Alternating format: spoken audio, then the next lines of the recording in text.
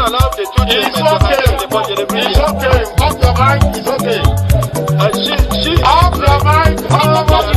like me. Chai! Now wow, people wey suppose talk truth to power don't off mic. And if we talk, now 500,000 they go summer us, call them hate speech.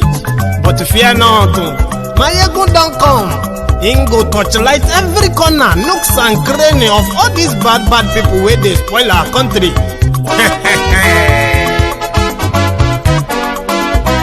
So my people make we laugh, oh yo yo. Maiyegun don't come, oh yo yo. My people make we shout, oh yo yo. Maiyegun don't come, oh yo yo. Maiyegun don't come, man of the masses, oh yo yo. Maiyegun don't come, oh yo yo. Maiyegun Diary Politico, oh yo yo. Maiyegun don't come, oh yo yo. This one not the off in mind, oh yo yo.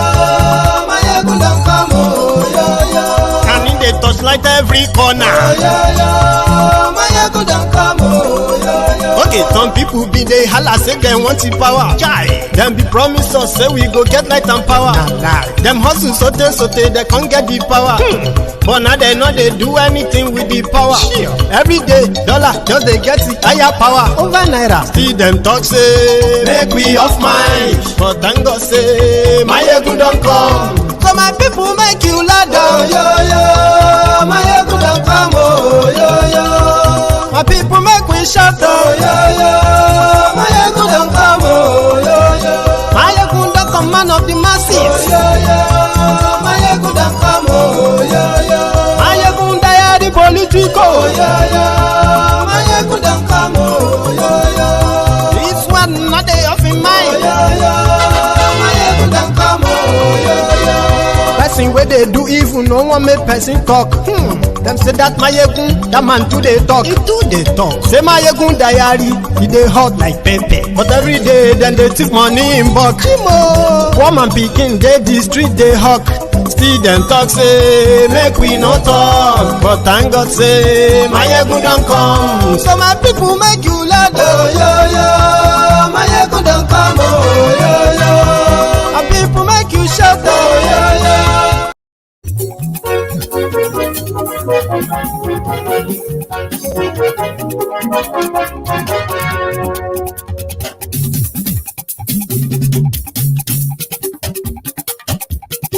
Hello there. Lamo do. Maiyegun Diary, number one. Maiyegun lamo do. Maiyegun Diary, number one. Maiyegun ti dé o, ọ̀rẹ́ ara yìí. Maiyegun Diary, number one. Good morning to you, good afternoon to you, and good evening to you from wherever you are watching from.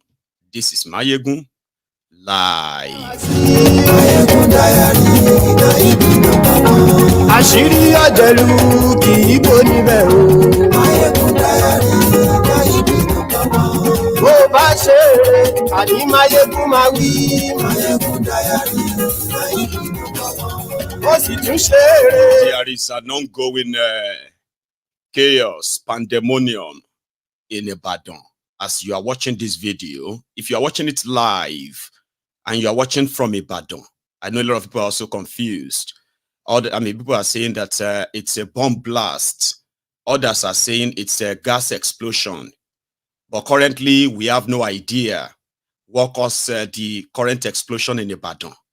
And we also don't have a clue how many people have been killed and what is really happening. But we will know before the end of the night.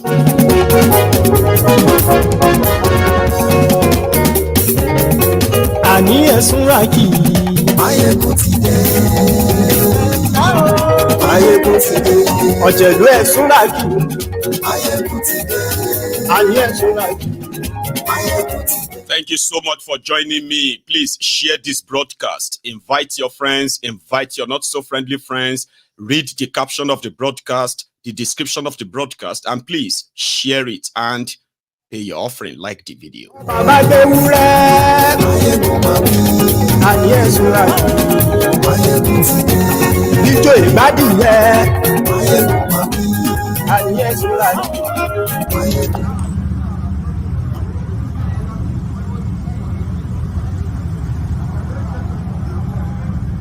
I was shocked. I could not move for like a minute. I'm telling you. Fọ́nmi. No, your flash.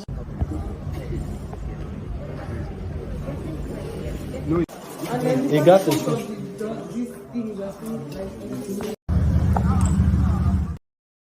Ọlọ́pàá tí ń darí bá. Maiyegun mami, Ayé sùúrà kì. Maiyegun ti dé. Aṣòfin tí ń rúfin òwò. Maiyegun mami, Ayé sùúrà kì. Maiyegun ti dé.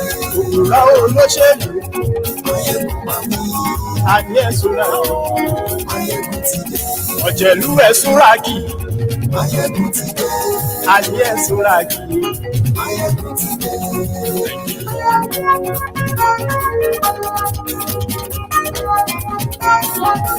Maiyegun ti dé. Mo ti dé, and sorry for the late start. Good morning to you, good afternoon to you, and good evening to you from wherever you are watching from. It is Maiyegun live. As we were about to hit the studio to start this broadcast, the news broke that there is an explosion or explosions in Ibadan. What caused that currently is yet to be ascertained. At first, it was reported as bomb blast. For people in areas like, Bodija, those who are around there, I think I have a list of this. Those who are around there, Agbowo, Songo, Bodija, they were the earlier people who kind of raised the alarm. What is this? And so many properties have been destroyed. As you are watching this, we believe that when the night is over, all right, in the morning, we believe that we'll have the full report. But currently, I am going to kind of hold on to it and wait for further information on this, because the other day, when they said that the Nigerian army, that they mistakenly dropped a bomb in Kaduna, part of what the jihadist Sharia North, part of what they were angry of is that how come that it is only in northern Nigeria that the military always have, sort of bombed civilian mistakenly. That it has never happened anywhere in the West. It hasn't happened in the East and all that. So a few weeks after that, this is happening. That's why I'm kind of like, we'll hold on and wait till morning when we actually know what happened and how many casualties. And if there is none, right, of course, people will probably just want to kind of, let's move on. I won't say much on that. But let's come back to the primary, the primary convo tonight. And like I said, as I am kind of doing this right here, right, immediately I get any new information that pops in on this Ibadan explosion, I'm going to drop it live in this conversation. So apparently, the Betta Gate has the endorsement of Kolu. However, except for the time that she sort of mismove when she made a request for 583 million to be transferred to a private account of one of our vendors, their SPV as usual, right? But in November, there is a memo that came out and it was about 3 billion naira. In Nigeria, what the criminals in Nigeria, what they do, is not to fight poverty. Okay, they are only there to manage poverty. All right. So this memo popped out yesterday, and it was from the office of Gbaja, where it was approved, yeah, that Betta Edu should spend 3 billion naira to review their, what do you call it, palliative verification to, their national social register. This is meant to be the register used by Bokwari for 8 years. Now, just to review it, 3 billion naira was approved.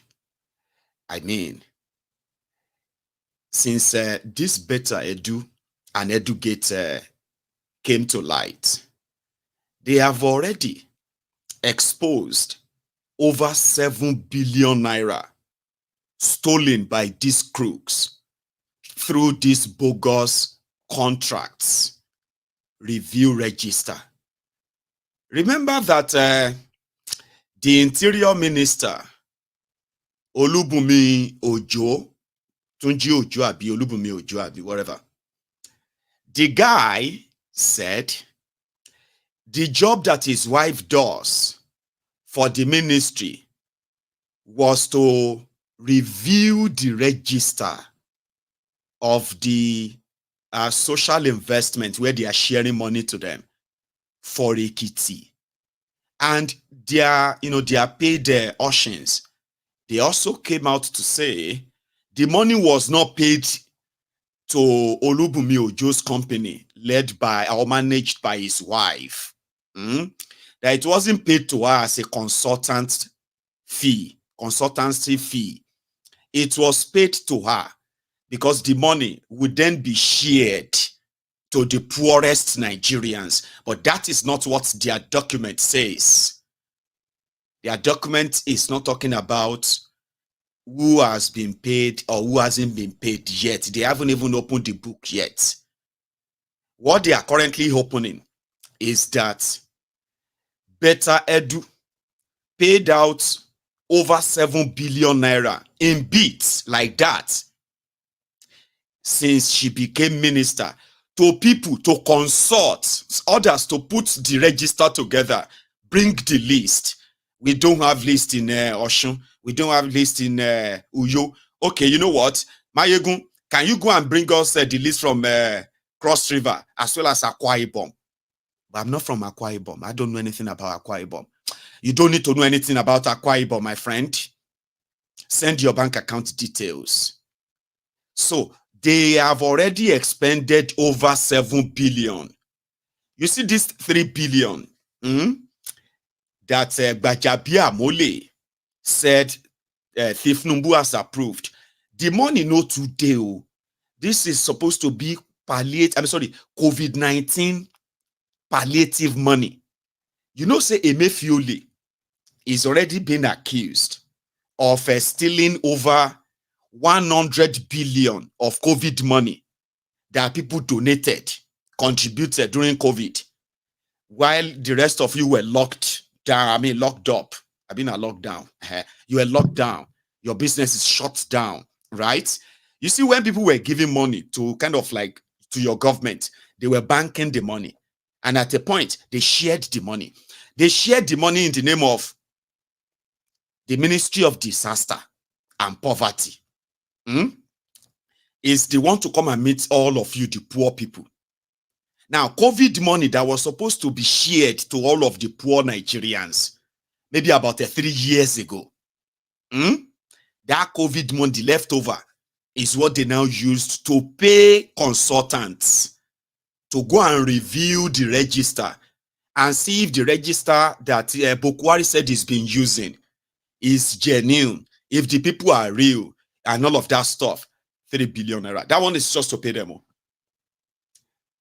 The ones that caused this trouble 583 million. It was when there is no access to the account where she normally take the money from. She decided, all right, to write a memo straight to the accountant general. Like, listen, could you please pay this person this amount of money? And we're like, no, that's not how it's done. You will need to take this again, like the 3 billion. You will need to take it to the Federal Executive Council. Once it is approved, Tifnumbu approve it, then we'll send the money to the normal account in your ministry. It is you from your ministry that we then pay whoever you want to pay. Because when we ask for account of how you spend the money, you will be the one to say, this is how we spend the money we received. That's the protocol. Well, that's what they told her anyway. However, like some people said that it is either, they just want to throw her under the bus, all right, by releasing all of these memos, including the one she sent to Accountant General. But now, we now realize that the stealing before the audacity, the confidence that Betta has, or more better, the audacity that she had to approach the Accountant General for over 500 million naira was simply because she's been like, raising memo on monies that have already been legally approved by Tifnumbu and gang, especially Gbaja Mole. And as it is, I'm not telling you all of this because probably you have anything to do about it. No. I am telling you all of this simply because when you sit down, all right, and you try to kind of figure out why everything is not working in Nigeria, before you begin to believe that there are some evil spirits that kind of enter your politicians the moment they have access to power, and all other imaginary nonsense that you probably put in your head to excuse this stealing. If people, the poorest people in Nigeria, if they genuinely put the 3 billion, be 7 billion into the system, where people without all this intermediary party agency that are now contractors, all these party dancers, political jobbers who are suddenly businessmen and women, starting different businesses only to become contractors, middlemen. If the system really want to help the people to impact on their lives and not to put money in the pocket of, minute few, all right, then, like easily, you know what 3 billion, you know what 7 billion would do. Do you know what 2.6 trillion would do in the life of the alleged poorest Nigerians? 2.6 trillion naira. That is how much Shadia said she shared in 4 years under Bukwari. Pastor Ruga hasn't given any account of what he spent when he crashed his helicopter in Kogi, in the process of sharing money to the poor people, Do you know if that 2.6 trillion actually went to the real people that needed it, not to the pocket of their party members? Do you think poverty will be this high in Nigeria? Let's just kind of imagine it, you and I. And then again, you just think of this. Between myself, who is trying to let you understand the real problem, and the people behind the problems, right? Their actions that are affecting the lives of, including you that is watching me right now. Whether it is me that is the enemy of Nigeria, or those who told you that they are working and they are going to lift 100 million of you out of poverty. Meanwhile, what they are doing is to actually cash out on you. While you are waiting for them to fulfill what they told you, they are already cashing out. Billions of naira are already in private pockets while you are waiting. A lot of you are still waiting right now before this scandal broke. And it is just one single ministry. Take a look around you. they have 48 ministries. Abi, how many they get? Well, 48 ministers, sha. I think 24 ministry, Abi 25. Because when they have one minister, they have junior. When they have one minister, they have junior. A lot of you are asking, why is the security situation is now it's getting worse, it's getting worse. It's because the two former governors who happen to be the Minister of Defense and the Junior Minister of Defense and the Minister of Defense for states. These are two rogues, Badaru and Matawale. And do you know that in the space of the time these criminals came in, they have not only just budgeted, though, they have also expended over 400 billion naira fighting insecurity. Do you know that? Yet, a soldier in Nigeria is only being paid $50 or $42. That's the salary of a soldier in Nigeria. Meanwhile, you see all these billions. They have been paid, though. The money is out, though. You remember their supplementary budgets now, or have you forgotten? Supplementary budget. They've expended that. Where a wiki came out the other day and he said, out of 90 billion that he asked for, he has already received over 61 billion and he has already disbursed that. That's where the wiki. Now, what about if you begin to kind of dip your hand into their pocket, you will know where your money went and why the insecurity continue to increase. But they continue to tell you, we are doing everything. We are working to like that. So who is the enemy? Myself or your criminal leaders? Tifnumbu was in Owerri yesterday, and he was there for Hopeless Uzodegba's second term. And as usual, he started his gibberish. He started his balablu, senseless talks. But you can pick 1, 2, 3 from and kind of try to make sentences out of maybe 1, 2, 3 things you can pick from what he said. You know, for example, the hardship is you should endure that. And then for those who don't japa, or those who are living in Nigeria, all of you who don't japa, nobody go miss you per se. Tifnumbu promised the Owerri youth that they shouldn't japa, don't japa.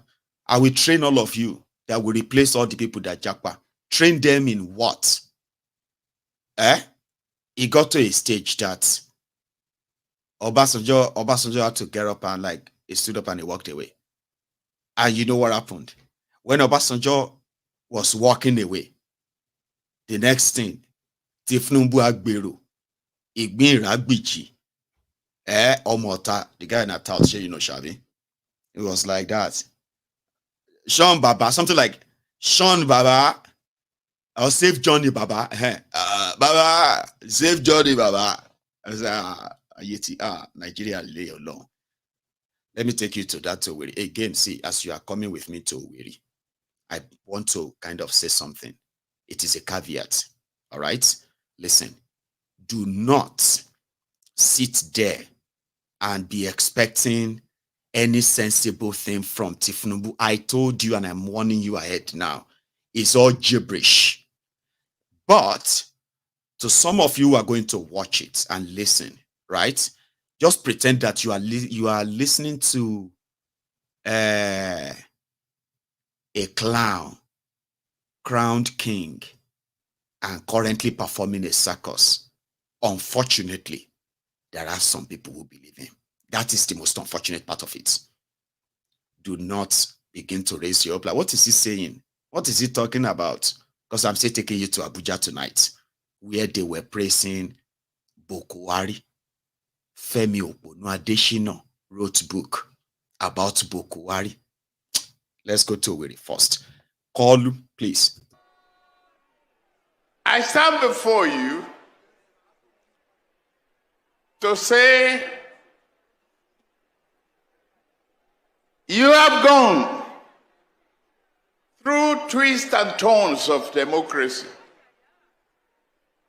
You've been through some aspect of hard decisions.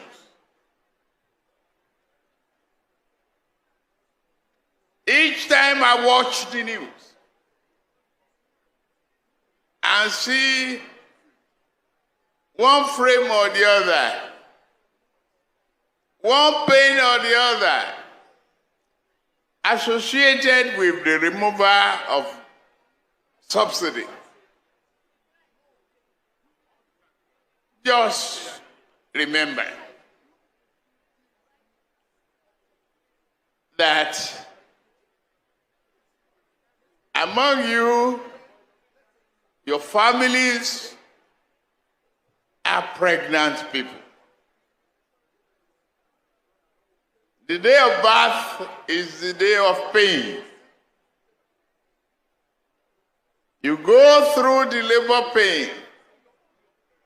When you see or you hear the voice of the baby, your pains are gone and you are relieved.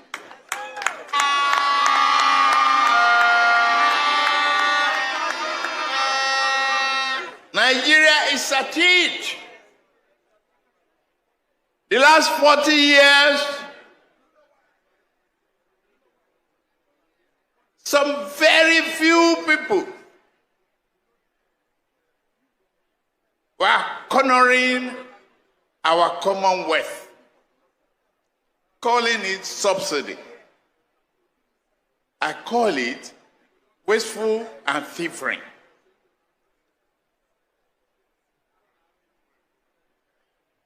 But right now, we are going through the pain. We are sharing that pain. But today, we are inaugurating a man's second term, a renewed hope. And that is why I am here. To guarantee you that hope, that things are looking up, things are getting better, and it will get greater and better for the common good of the Nigerian public. We just need to work hard, be more patient, persevere, and you have consistency in governance.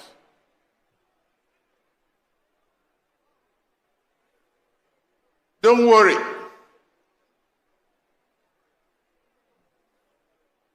With me here is hope.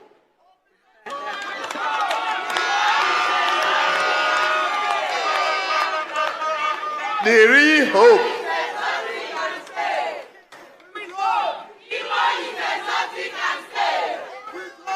Say it again.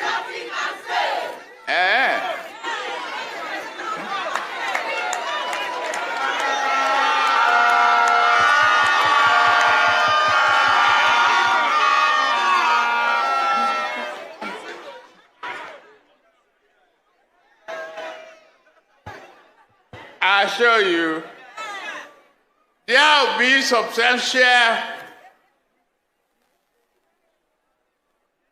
development in the education of your children. You will see the priority in industrialization. Healthcare will receive more allocation and more attention.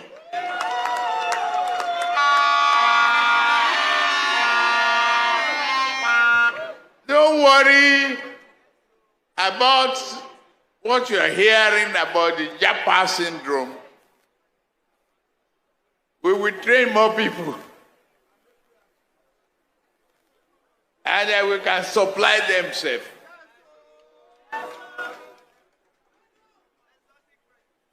Nuisance lele. Nuisance lele. sometimes if you just take a look, first question is, could you make any sense out of all he said? So that I won't be the one that maybe maybe I'm the only person who probably has a comprehension problem. Could you make any sense out of all he said? The president of Nigeria. And 5 minutes there. There is more, but there's no point in bothering you with all of that. Don't worry about Japa syndrome. Are you sure? Let me tell you something. I have gone further to negotiate with the European Union companies and Canadian companies. They are sending us special areas of digital skill, which our youth will also learn. And by December this year, 4,000 Imo youths will be employed in Europe.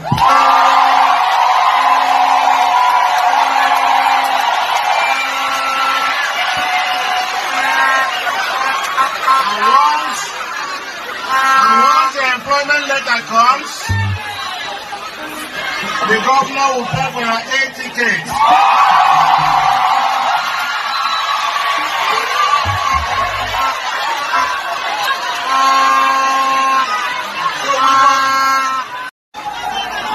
Nigeria is so corrupt, which I regret the day I was born in this country. It's unfair. This is unfair now. This is unfair. In December 2023, this was last year. I don't know if the employment letter from Europe for this Imo youth, if they have arrived yet, or maybe the 4,000 have already left Nigeria. Let me tell you something where you will know that Nigeria is completely hopeless, helpless. Nigeria is done for a long time now. We have been living a lie. But don't worry, okay? If you have not reached that your own stage of, what do you call it? Reality, you are going to get to reach at that stage. These guys, in 8 years, they lost over 30,000 professional medical practitioners to the West. Just late last year, the report came that out of 30,100 registered laboratories in Nigeria, out of 30,100, only 16 or so thousand came back to the registered to renew their licenses. Meaning, Nigeria health sector has been so destroyed, and the brain drain that sector has suffered because of the neglect from these criminals can best be imagined. Now, you know something. People are leaving Nigeria for so many reasons. The primary of those reasons is because of insecurity. And all you need is to just find any excuse to get out of Nigeria. That is the popularity of Japa. They are not interested in ending insecurity. They are planning to make money from it. They are not, they are making money from it rather. They are not planning to end the brain drain. They are planning to make money from it. These guys are planning to make laws that every Nigerian that is employed in any part of the world, their employer must, as a matter of law, remit a certain percentage of their earnings back to Nigeria, because according to them, Nigeria, education is cheap in Nigeria. But because Nigerians don't have jobs, right? They just leave the country. The rest of the world kind of benefit from that brain drain.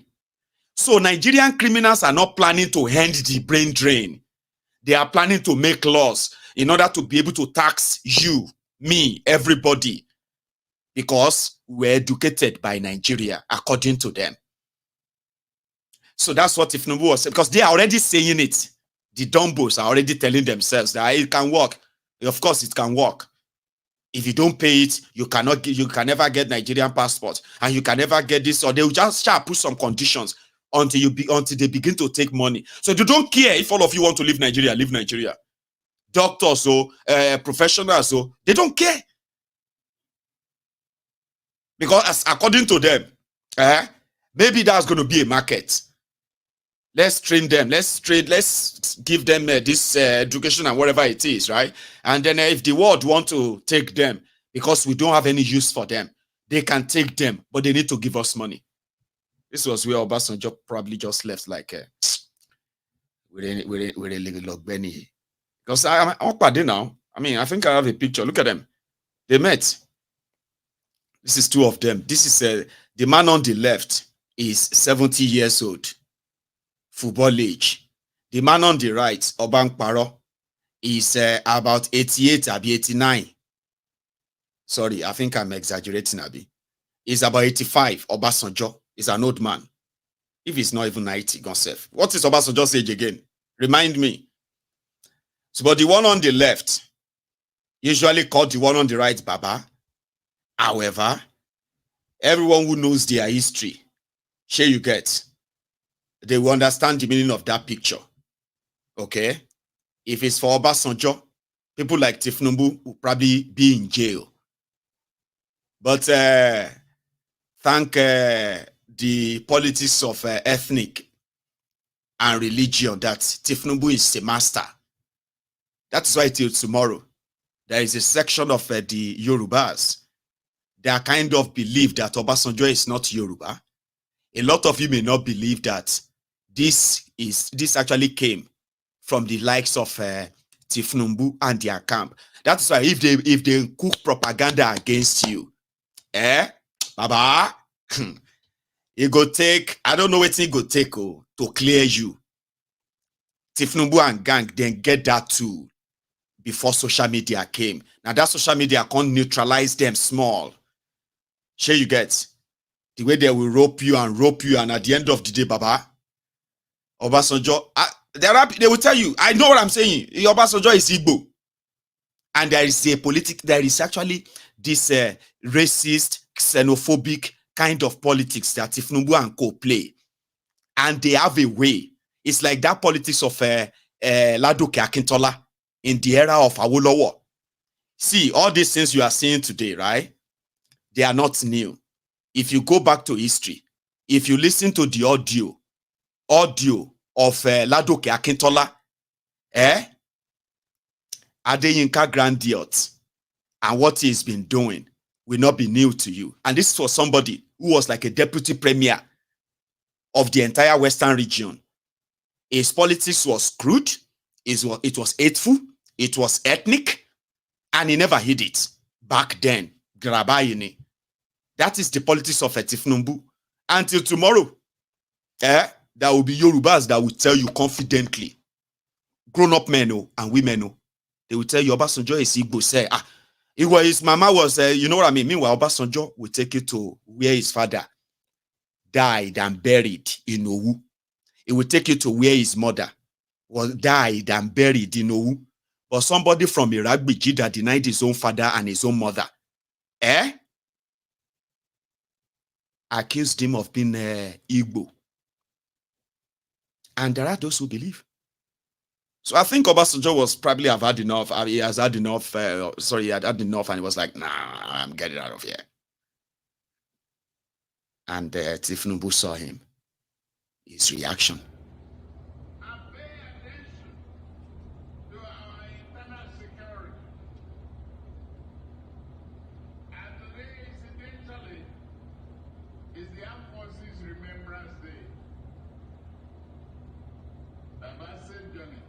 Hi, Obasanjo don't verse come out because we are talking rubbish.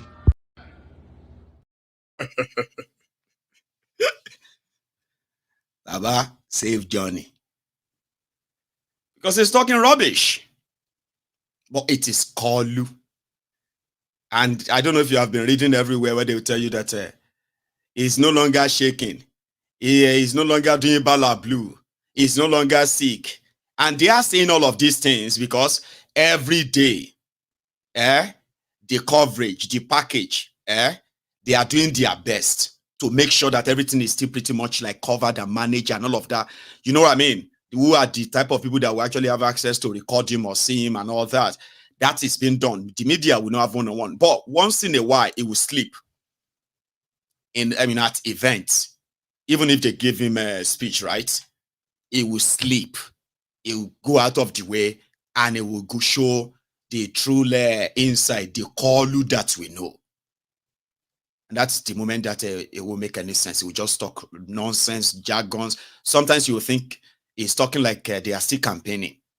That is not yet your president, they are still doing campaign. I don't know if you have observed that anyway, but I have severally. Okay. This is a copy of an interview conducted by the BBC Africa, and it's about the Fulani terrorists.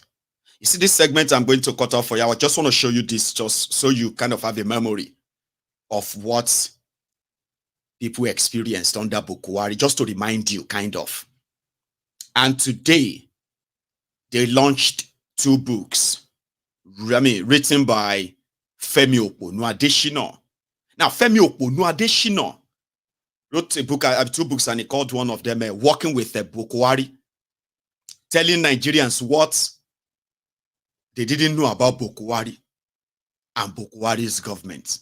A lot of people have misjudged him and blah, blah, blah, blah, blah, nonsense. So Baba, if no be madness, the report out there is that apart from the looting, Boko Haram being the most corrupt regime in the history of Nigeria, apart from the looting, the destruction of Nigeria economy, is so much like pronounced. The poverty, the insecurity. Baba, till tomorrow, they are still telling themselves that Boko Haram defeated Boko Haram. Before Boko Haram, there was no Fulani terrorist. Under Boko Haram, they became kings. Here is one of them that was interviewed. They have bases, they have everywhere. People see them and all that. They collect the ransom, they take the money, they pay their gun runners and all of that. Nobody is looking for them per se. Do you remember this clip? This is one of the bandits who led the attack on the girls. It took me 5 months to contact him and another 4 to persuade him to meet. I eventually met Abu Sani deep in the forest. Kana cikin wayanda suka dauka yara a Jangebe 'yan mata? Kwarai. Muna ciki. Yara nawa kuka dauka? Mata nawa kuka dauka? 280. Shin zaka iya gaya mana dalilin da yasa kuka dauka 'yan matan nan? Muka zo mu kuma da kaka ta yi ruwa suka yi sauki. Aka fara turo muna jami'ai inda muke, sai muka ce to bari mu goda ma gwamnati. In ta shiga wannan lamarin matsala ake samu, shi yasa muka zo Jangebe muka dauko 'yan makaranta tunda sun hana mu wuce mu zo gida, dole mu bata mata rai. Muka zo muka dauko 'yan makarantar Jangebe. To kai kana gani daukan yara da basu san hawa basu san sauka ba daidai ne? To mu a bisa tsarin mu na ta'addanci shine hukuncin da ya dace da gwamnati. Sai cancanta mu yi ma gwamnati ta gane kuskurenta. Don da bata tare mu ba da ba mu dauko su ba. Shin wani irin mutum zai shiga daki da yara 'yan mata suke kwance ya dauko su da daddare saboda matsala da yake da wani? To bari maka wani misali wanda kila shi za ka yi fahimta da shi. Kasan an ce idan kai laifi daya za a yi maka wani digo ga zuciya. Idan ka ƙara wani za a yi maka digo. Da haka a dige ma zuciya ta zamba irin. To wanda ke irin waɗannan harukokin baya jin ya damu da duk irin abubuwan da ke faruwa saboda bushewar zuciya.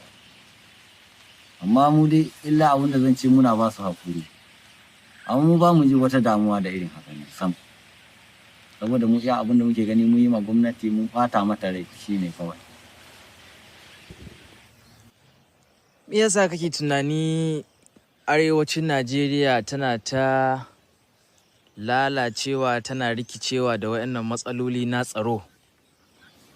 Saboda mai da abun neman kuɗi.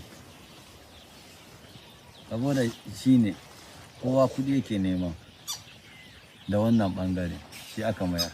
Ya sa harkoki suke lalacewa tun daga manyan har zuwa ga ƙanana. Kaga su kuma jami'ai can an ce gwamnati ita ma in ana rikici ana turo mata da kuɗi. Kaga ta wancan bangaren su ma suna samu. Mu mata nan kaji za a zubar da jini za ka yi da sai amma kuma ai ta yi haka nan. To kaman yaya bayan an yi maganganu nawa aka biya ko me aka yi aka ba da yara? Da mun ce za a ba mu miliyan 300. Daga baya aka haɗa mu da wasu aka yi ta maganganu shine dai suka ba da miliyan 60 aka sake su. Aka suka bayar. Miliyan 60 suka bayar aka sake su.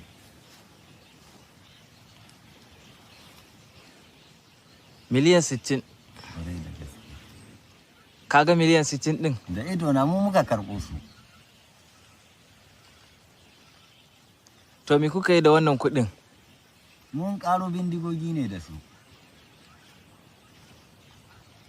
Mun sai wasu bindigogi ba don da tun ɗazun ne da na aika an ɗauko ma bindigar da na so da su.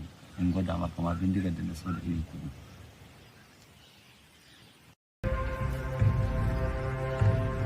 This is one of the bandits who led the attack on the girls.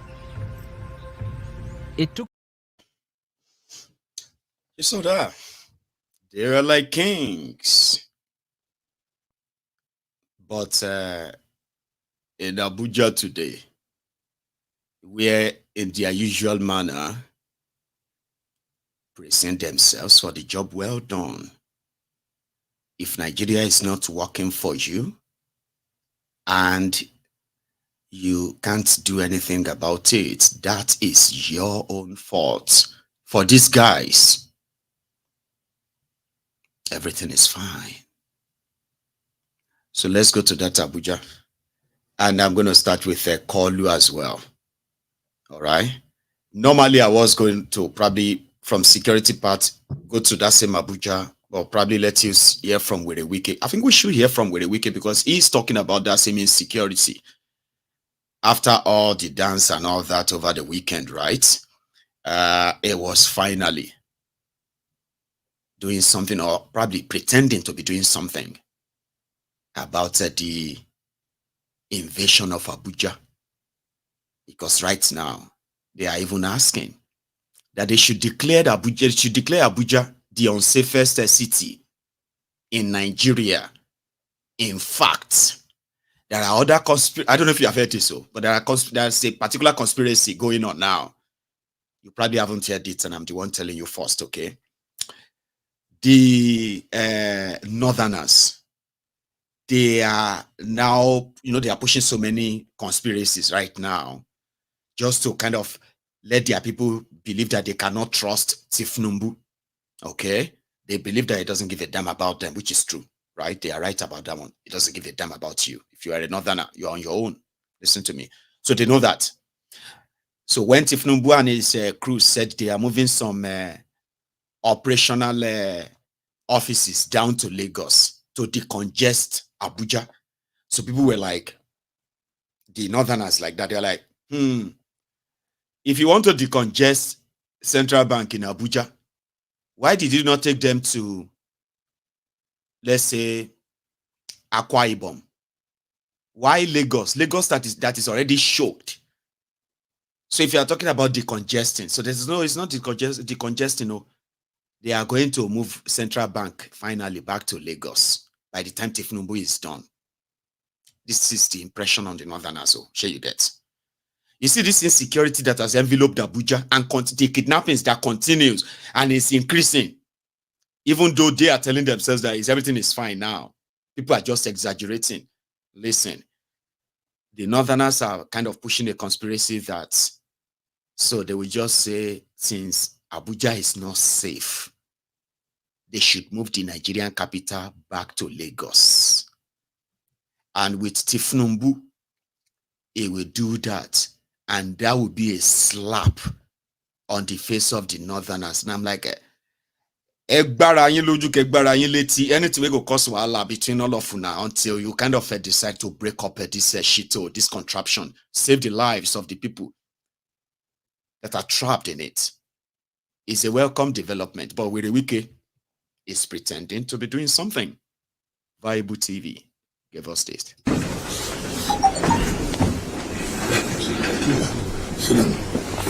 Sit down, please.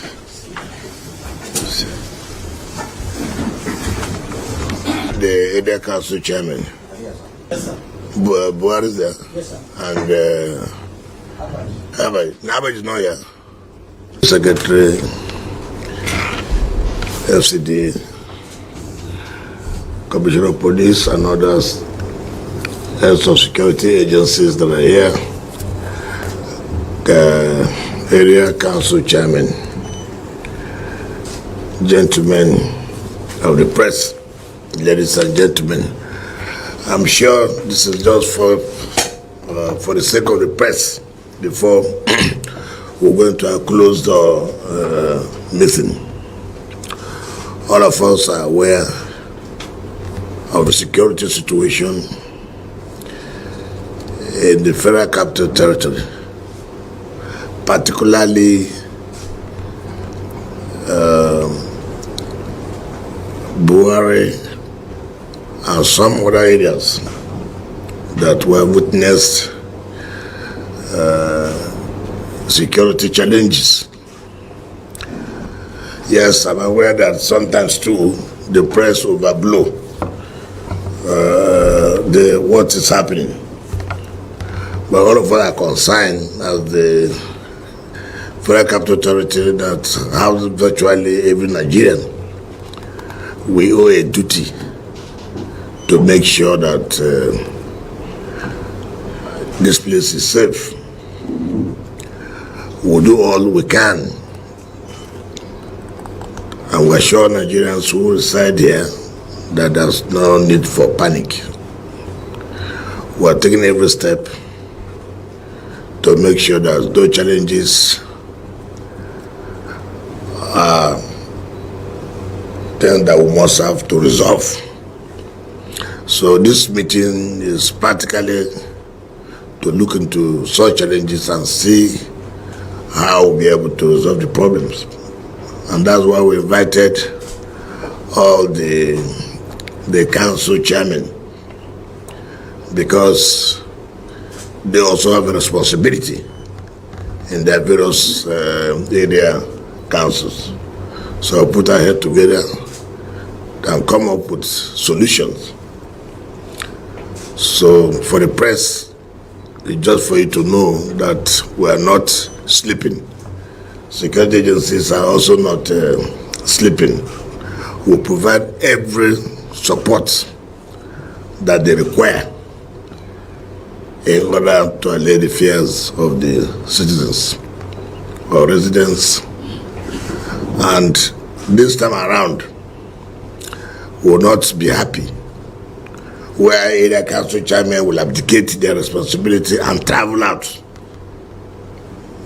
We have gotten reports that council chairman travel anytime, and then if anything happens, of course, they will not call anybody's name. They will call the FCT minister. Recently, NUT has a backed-on strike. It is not because of our fault, it is area council. Primary schools are under the purview of the area councils. But again, it will look as if the ministers are doing nothing. But that is not our responsibility. However, we can't fold our hands. We have invited them to a meeting this afternoon to see how we can also resolve the problem. So, council chairman should know that you must live up to your responsibility. It's not everything that happens, they will say it is the ministers that are not taking steps. So for information, just know that we are doing everything we can to resolve the security challenges. Nuisance lele. Nuisance lele. Now, let me ask you one question. Those of you who watched that and you listened to him,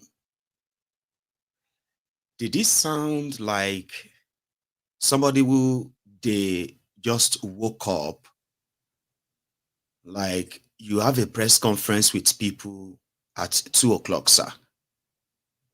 Oh, no, I'm still hangover.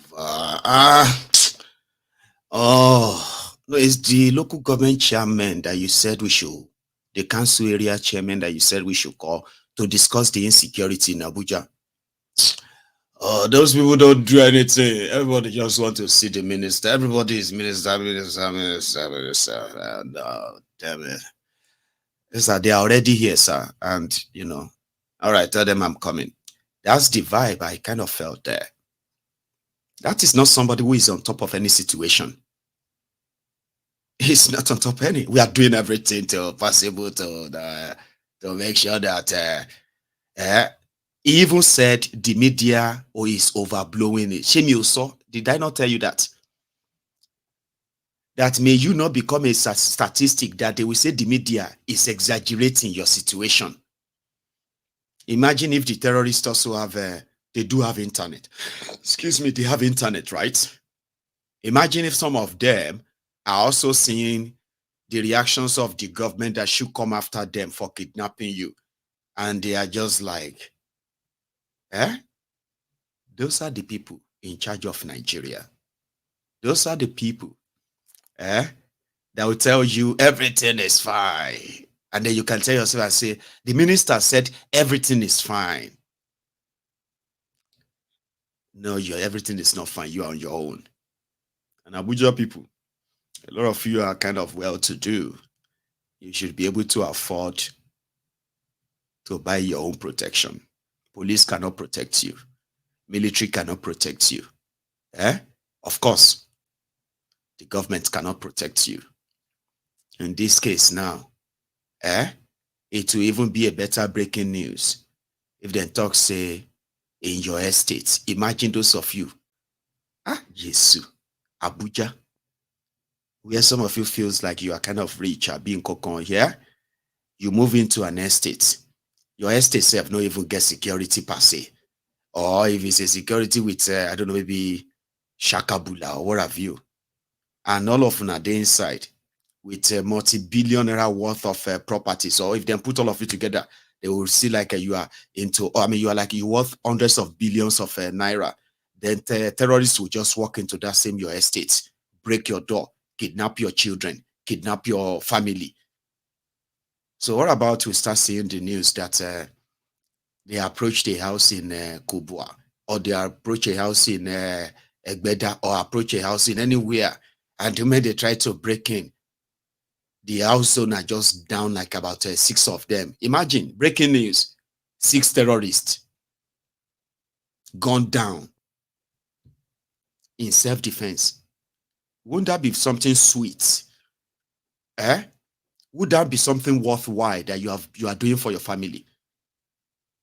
Even if you are somebody who doesn't like gun and all of that, what about you begin to kind of look into few ones that can actually protect you?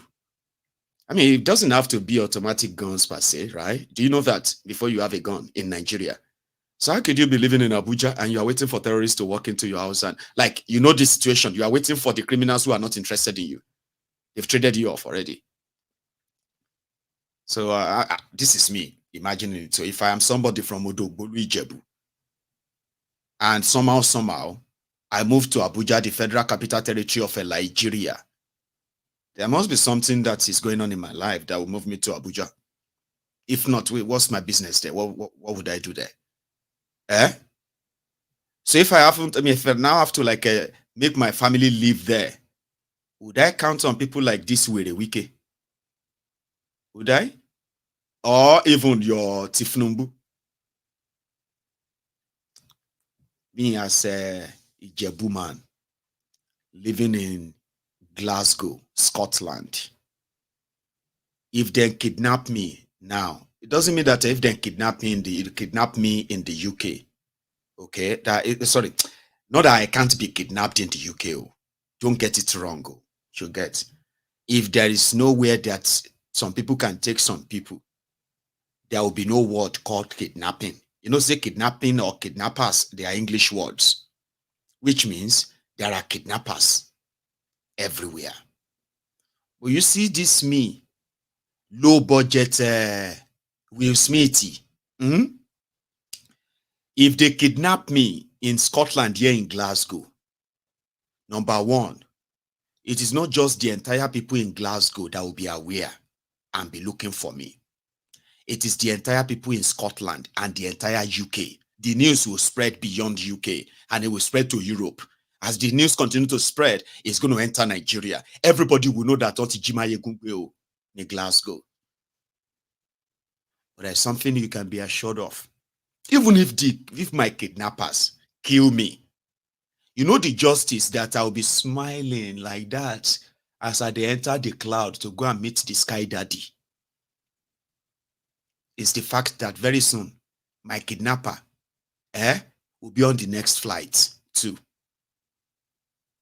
My kidnapper will be on the next flight too. It will only be lucky not to kind of catch the next flight. If somehow, it kind of surrender and just, okay, take me. And you will never see him again or her. That's guaranteed. There is nothing called immunity. You will never see that person again. Live, and that is called justice.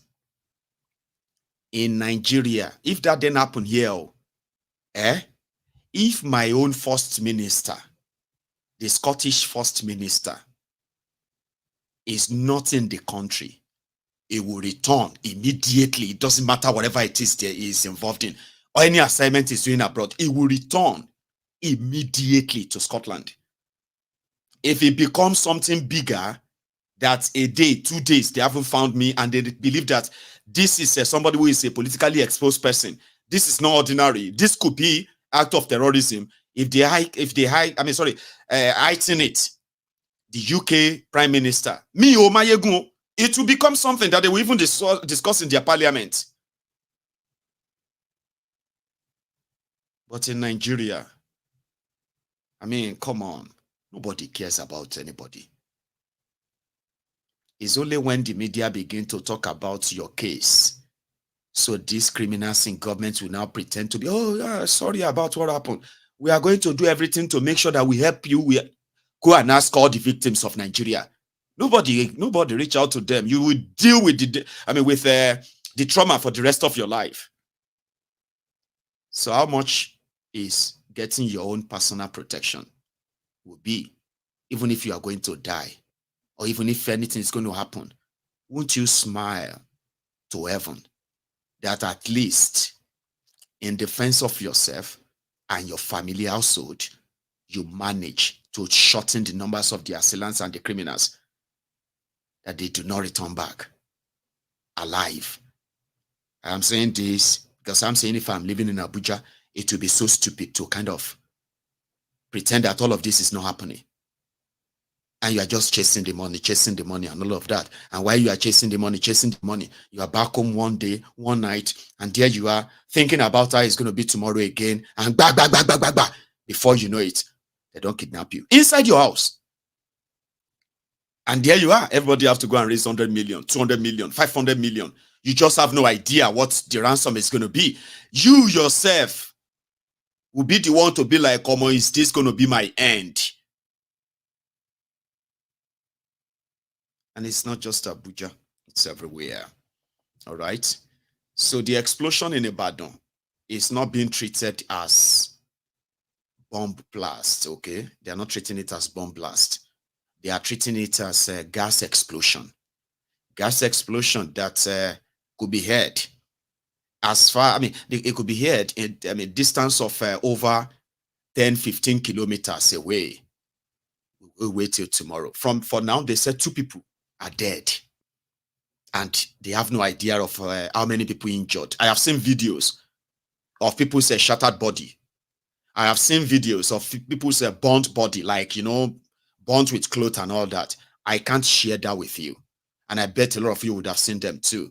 Just like I told you, when the information pops in, I will share them with you. Listen to this lady. Sorry, please come again. Sorry, good evening. Sorry, please come again. What really happened? Yeah. I'm not there, but my mom stays in Adeyi. Okay. With my sister and my son. Okay. So they are badly injured. The house is demolished on them. Demolished on them? Yes, Fuck. they're stitching their legs, their hands. They are still in the hospital now. Yes, which hospital are they now? Redeemer Hospital. Redeemer Hospital. Beside the small, right? Yes. Oh, fuck. All right, God be see them. Amen. So the explosion, right, as collapsed some buildings while people are inside. So that's why we have no idea the number of casualties and the number of injured and the number of the extent of the damages. But they were in Abuja today giving themselves pat on the back. Well done. You promised not to interfere, to interfere in my government. And you have not interfered in my government. That's Tifnumbu praising Bokwari, because Femi Oponu Adeshina is trying to now tell the story of Bokwari, and they call it history, something that the future generation will read. Do you see why MaiyegunsDiary Politico is so crucial and important? This is how they write their bogus history. This is how they wrote the history that Muritala Muhammad is a hero. Obasanjo is a hero. Bokwari is a hero. They even had to print Muritala's face on one of their currencies. They named airports after him. They named stadiums after him. They named streets after him, so that he will never be forgotten, because it was one of the heroes that brought to an end the Biafra genocide. The genocidists were rewarded. Bokwari, that should be probably like rotting away from for war crimes, he was rewarded. He also became head of state and all that. Then he came back 30 years later to kind of further destroy the lives of those he could. And 63,000, officially 63,115 Nigerians were killed by terrorists. All right. The other data about those who died of hunger, who died of poor health, not being able to afford health care and all that, right? Those, we have no figure of that too. But those killed violently by terrorists under this criminal, they are writing a book to retell that, so that they can give it to your children and say Bokwari was one of the greatest Nigerian leaders or dealers. Here is a Tifnumbu at the hall where Femi Oponu Adeshina's book about Bokwari was being launched. Again, this time, right, they kind of gave him a piece of paper to read from, but he's still fired off, as usual, all right? Tifnumbu, ladies and gentlemen.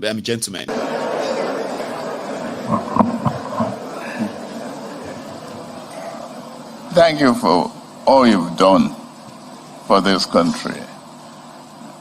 You've been a mother, a leader, and a good wife.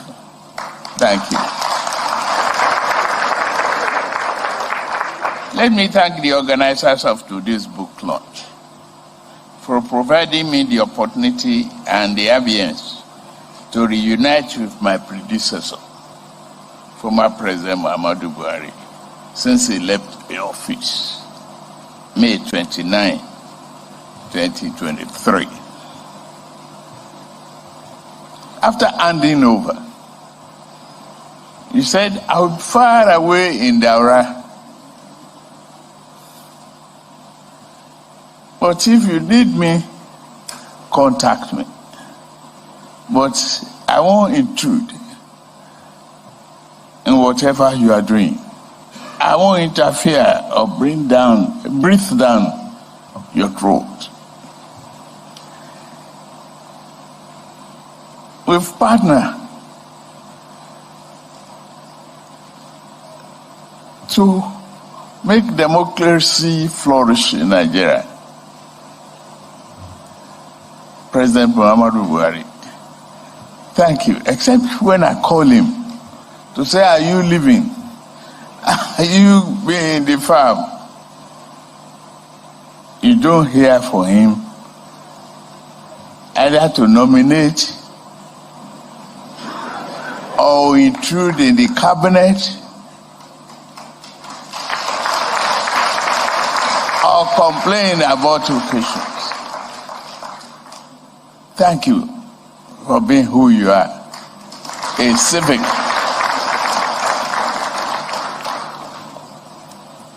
When you left the office, you left many barrels and a bunch of tasks for me for continuity. And I told people, I inherit the asset and liability of my predecessor. No matter what I say.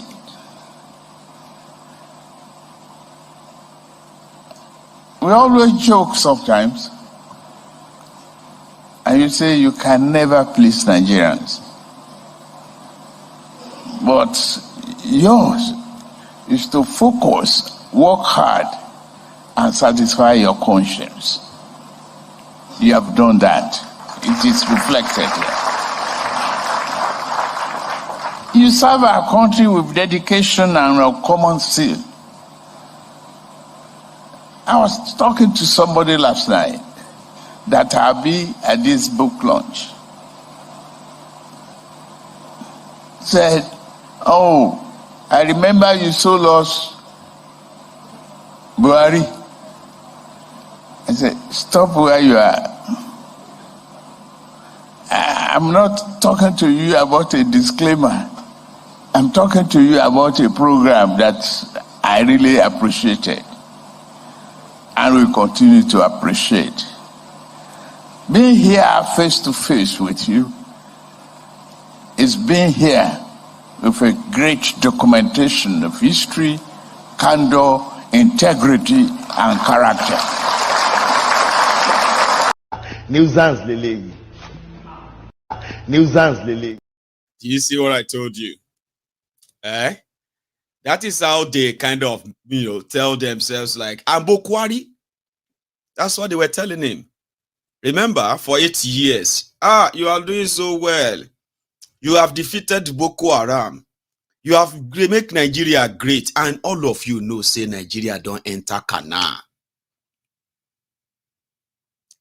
Then you sit down there, you don't know if you are to get angry or just to laugh. Because things have gotten to a stage whereby you just be like, man, I don't even know how to react, Maiyegun. But you have to react. You have to tell the people the truth. You have to speak out.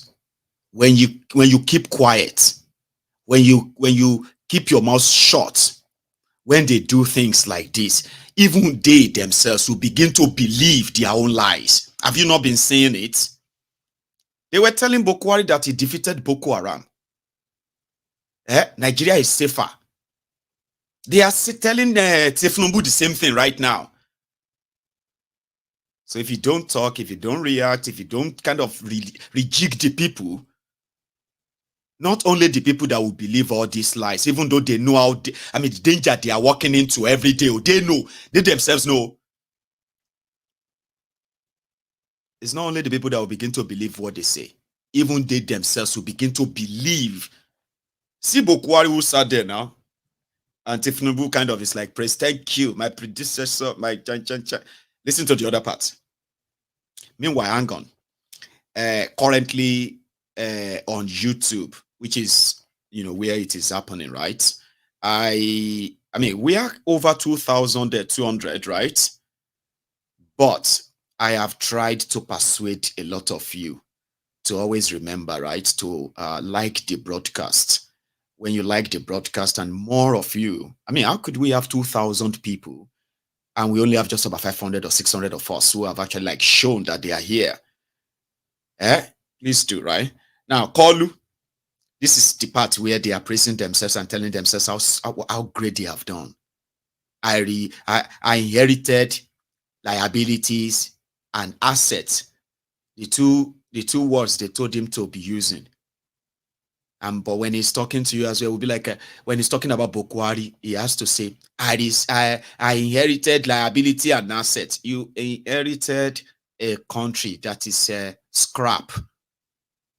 You can't even sell it for scrap with what they have done with Nigeria. But they are telling themselves, do you understand, that if not for them, it would have been even worse.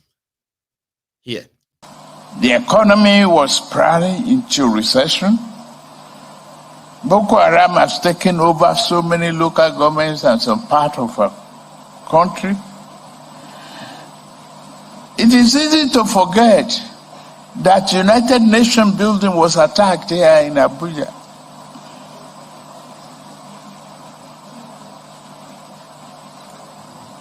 It's easy to forget the role of armed forces. But if this book is carefully read and taught in terms of substance in our various schools, the job of securing every inch of our nation may not be completed, but you did a wonderful job.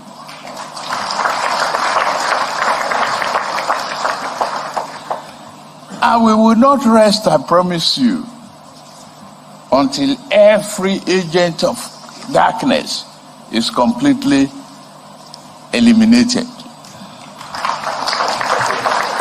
It's a sovereign country.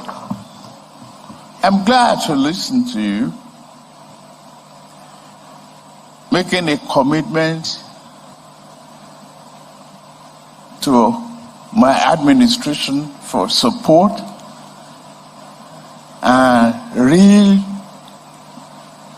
politician, a Democrat in you, that we are still dedicated and committed to our party. The largest party in Africa. Well, I've emulated you. One of those is non-interference, being a Democrat, responsibility for nation building, staying on course. I am determined to do just that because I campaigned for this job. And you told me in our discussions, it's not easy. But I went out there dancing for it, making promises, doing kokuma, doing all kalangos, making music, so I cannot complain. I will be there.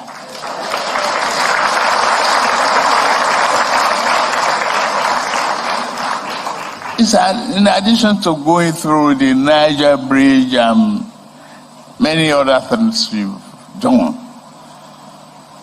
people would not realize the interconnectivity necessary for economic growth in our rail project, in our port project.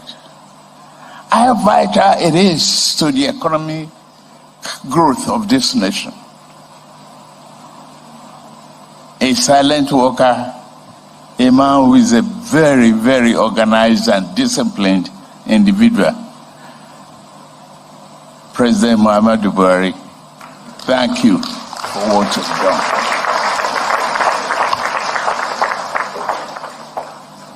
To many of you, I thank you for coming to this event. Fellow Nigerians, this is just the beginning. Fellow brethren, this is just the beginning. I'm so sorry that it might look like I decided to torment you, as somebody put it there. I did not plan to torment you. And everyone who is familiar with how we see Tifnumbu on MaiyegunsDiary Politico is like a clown, all right, that is wearing a crown. And if a clown is crowned, what do you expect? Circus. So when you look at Tifnumbu, I see Ojopagogo. If you don't know who is Ojopagogo, pick up your phone now. Yeah, pick up your phone and type into the browser O-J-O P-A-G-O-G-O. Ojopagogo. Ojopagogo. Come back and tell me. So when you listen to Ojopagogo, you are not expecting anything sensible. You just want to, like what the Yoruba says, Weredunwo Koshe Bilomo. And for those who still have their minds, their brains intact, they could see the embarrassment that Nigeria has become in front of them. It is to remind you every time how down and how low Nigeria have sunk. It is not to torment you at all. It is to remind you that it will continue to go low and low and low. And the way Nigeria is going down and down and down, Baba won crude oil. And no thanks to these criminals that you see on your screens. Charlatans, inefficient bunch of career criminals. Criminals grow old.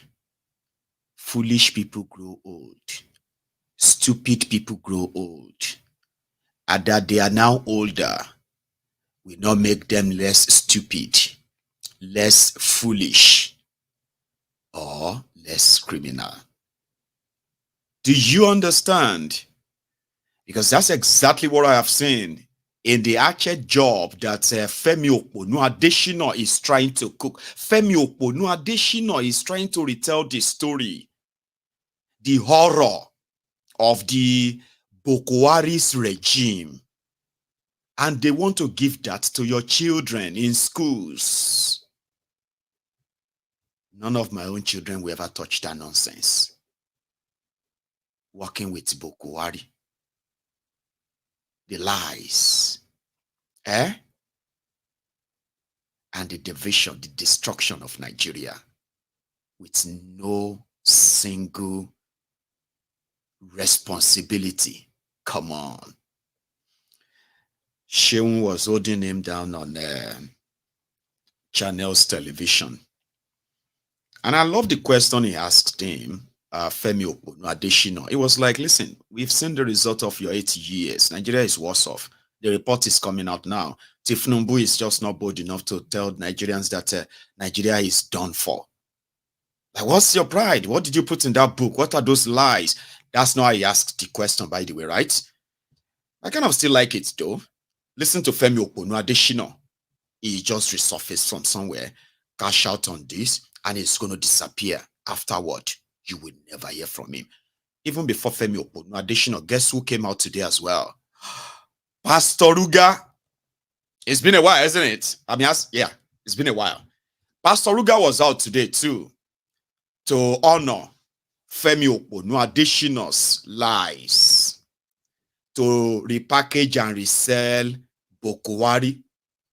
So Pastor Ruga Pastor Ruga and El Rufaya, Kaduna Littlefinger, they both met at Bokuwari's book launch today. Now, Littlefinger also spoke there, but I didn't have a copy. But as for Pastor Ruga, Ikene Shatabandu, Agbowori Babaoja, I'm not sure if he is still working as a special advisor to Bokuwari on burial arrangements, condolences visits. Obviously not a trader's money anymore, right? Shadia took that. But Pastor Ruga was there. And as a pastor, he won't stop lying again. This is the one on record before Femi Okunu. Additional, ladies and gentlemen, Pastor Ruga. Permit me to share a few anecdotes. Femi Additional writes that on the day that the then President Buhari, because this was his first day in office at the villa, he requested him to meet with journalists accredited to the villa in the State House Press Gallery. And the President came in, he shook hands with them, with all the journalists, and as they introduced themselves, he had something to say to each of them.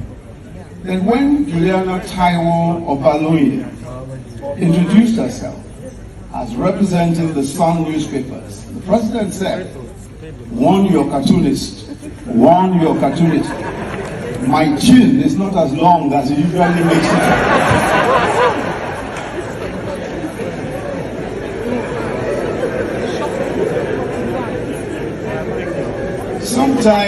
Sometime in 2019, I complained to him very bitterly about a libelous comment that was made against me, and that I wanted to give him notice that I would be suing those who had libeled me. And he said to me in his usual style, Professor, don't let these people bother you. Do you know what they did to me recently? They actually printed an invitation card that I was going to get married.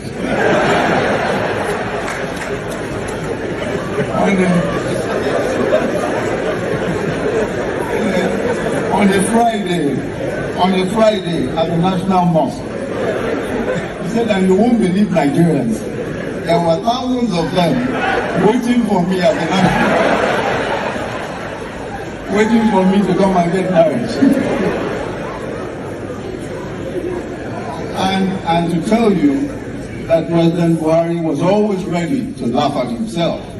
Of course, we've heard already from General IBM Haruna, retired, of how, when he was being criticized about his journeys and all that. But the second part of that story is that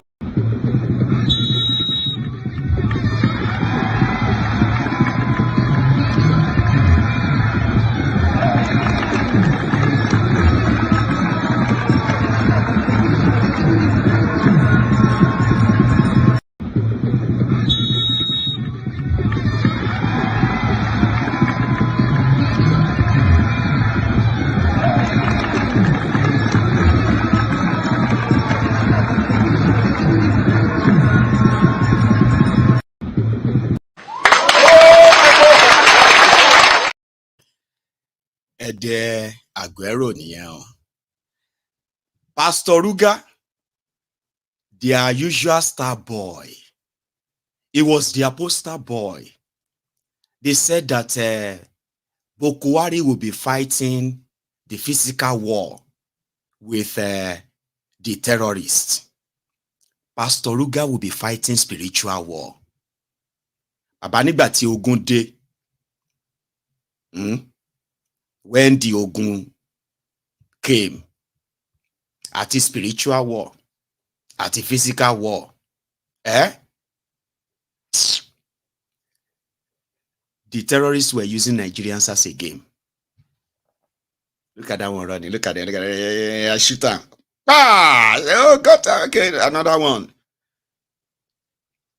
They were picking Nigerians up like they are, you can't even pick animals up that way.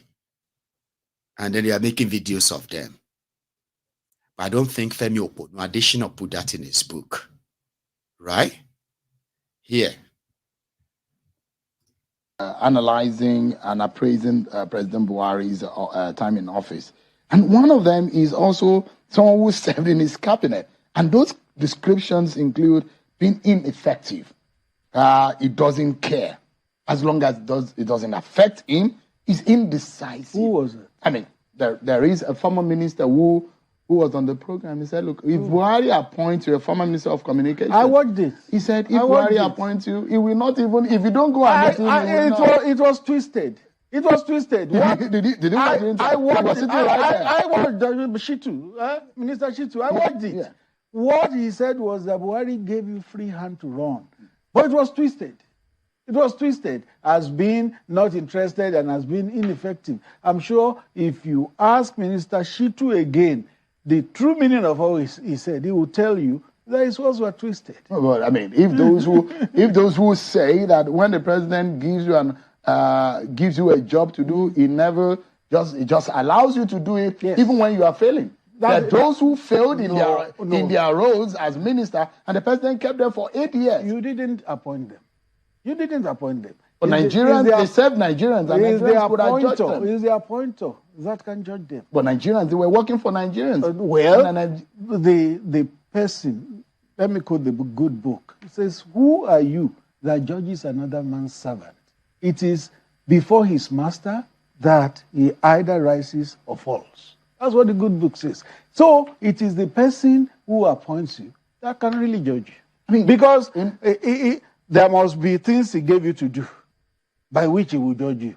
And if by his own judgment you have met the goals he set for you, then who are you to say such person didn't meet the goal? How would you describe President Buhari's pace? I mean, this reflections in his pace to handling things. The first attempt in his activities will be appointing ministers, which took him about 6 months to do. And there are those who will say that sluggish tendency affected the economy largely. With a benefit of hindsight, looking at things now, do you think that there could have been a better pace in the former president's handling of some things? Now look at the first term. Took about that 6 months. The second term, ministers were appointed in August. After they were sworn in, I mean, after he was sworn in May. Yes, they were sworn in August. That's the 4th month after he was yes. sworn. And those who will say that is even still very late. No. For someone who is coming back into office. No, it depends. It depends on what were the variables. In the first term, you nuisance Lele.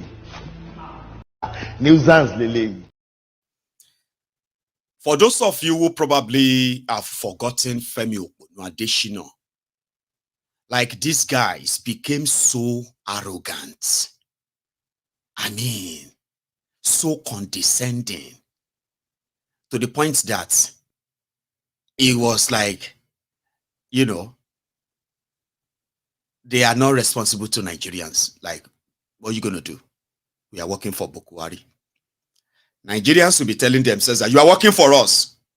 And they will say, no. Did you hear where he kind of quoted the Bible? That's what they do. Femi Adesina, pastor, he was the one who told us that our land or our lives. What is the purpose of your land if you lose your life? So you can choose between your land or your lives. For Fulani terrorists not to kill us, we have to choose between presidential spokesperson. We have to choose between our lands or our lives. The lands are just there. Nobody's really using the land. So they said, just give a small piece. That's what Femi Adesina said. And he's still playing the role, right? Because that's who they are. What are you going to do about it? Maybe nothing. You know? I mean, it's sad, isn't it?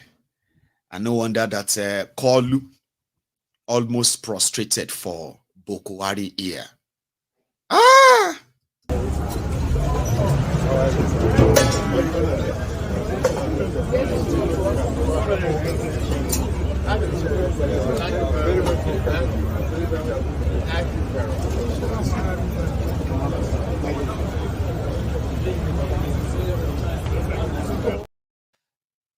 Thank you. Thank you very much. Thank you. Thank you. That's Tifnumbo there. So Showore was at a a gathering where they were kind of doing the 20th anniversary of Chief Gani Fawemi's passing. So it don't reach 20 years where Chief Gani Fawemi died. I was thinking that Chief Gani Fawemi died after I left Nigeria in 2012. But they were doing some anniversary that Charade was, and something kind of caught my attention, right? Two things. After sharing, you know, the history of the struggle against oppression, against corruption, against this, that. So Charade reminded the audience that, listen, let's be honest with ourselves, okay? Nigeria is done for, okay? Every effort to try to kind of save her right now, they are just like the last push of a dying horse. If we try, maybe we can resuscitate her. But if we can, Nigeria is going to be dead soon anyway, because a lot of Nigerians have already seceded from Nigeria mentally. There are a lot of Nigerians who have seceded from Nigeria mentally. Do you know that?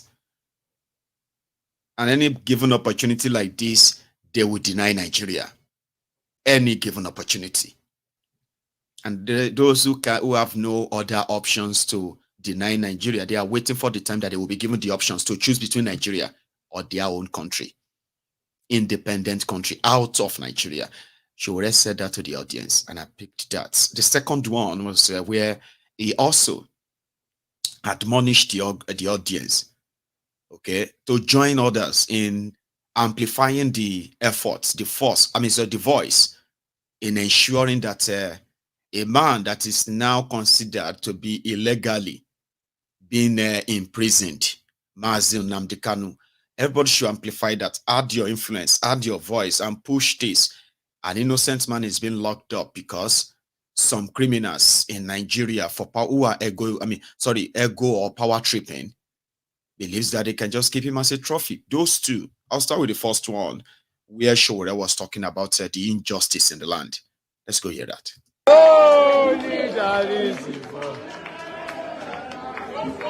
Solidarity forever. Solidarity forever. We shall you don't do. As you all can see, I'm dressed like a lawyer today. Because I heard that lawyers are doing very well, and they actually the electoral issues were just resolved, and I had to smile to the back. But on the serious note here, I am glad to be back here to talk about Chief Gani Fawemi. 20 years after he left us, it feels like he's still here with us. And I'm speaking as one of his clients. Before I left Nigeria in 1999, I was arrested in 1998 at the University of Lagos for leading the protest against the military government at the Nuga Games. I'd already graduated at that point, but I keep going back to campus to cause trouble. So, when I was arrested, I was taken before the magistrate court in the Utimeta. Their goal was to detain me till the games were over, and they succeeded. But something happened that I could never forget. Gani Fawemi sent a Gbaja SCM today to come to defend me. And when it was time for me to be charged, they accused me of conduct likely to disrupt public peace. And the judge hurriedly said, yes, please detain, send him to prison. And Gani Fawemi sent somebody to I think it was around there, that you should tell them that you cannot charge somebody for disturbing public peace at the stadium. You cannot believe that the magistrate did not notice that at the public theater and the stadium, you cannot disturb public peace. Because public peace is constantly a disturbance in those places. This is like the new experiences in Ghana. And let me also quickly say that in all this issue succession that we're all talking about, we have forgotten that we're only worried about people who are seceding at the level of ethnic, organizations. We have forgotten that Nigerians, in their majority, have mentally seceded from this country. Yes, the majority of you are no longer in this country. You are just trapped in Nigeria. That's why we are still here. If an aeroplane were to be sent to Nigeria today and say, "Nobody come for you," nobody will be left, including lawyers in this room.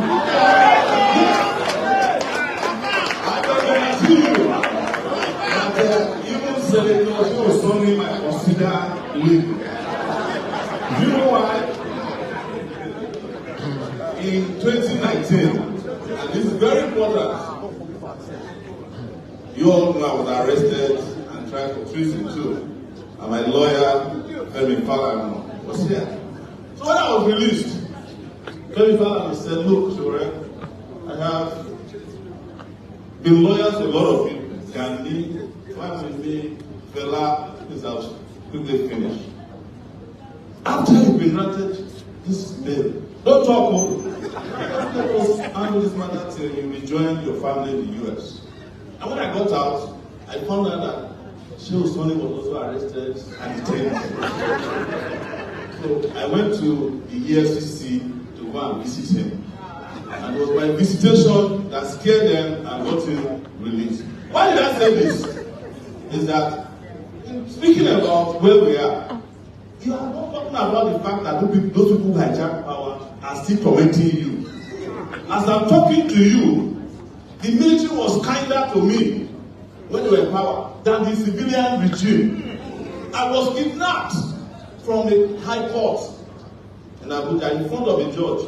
The judge ran away, half wig was in the air. The personal bodyguard of the judge was running and the judge was saying, "Wait for me." And the federal high court. Only a few lawyers didn't wait.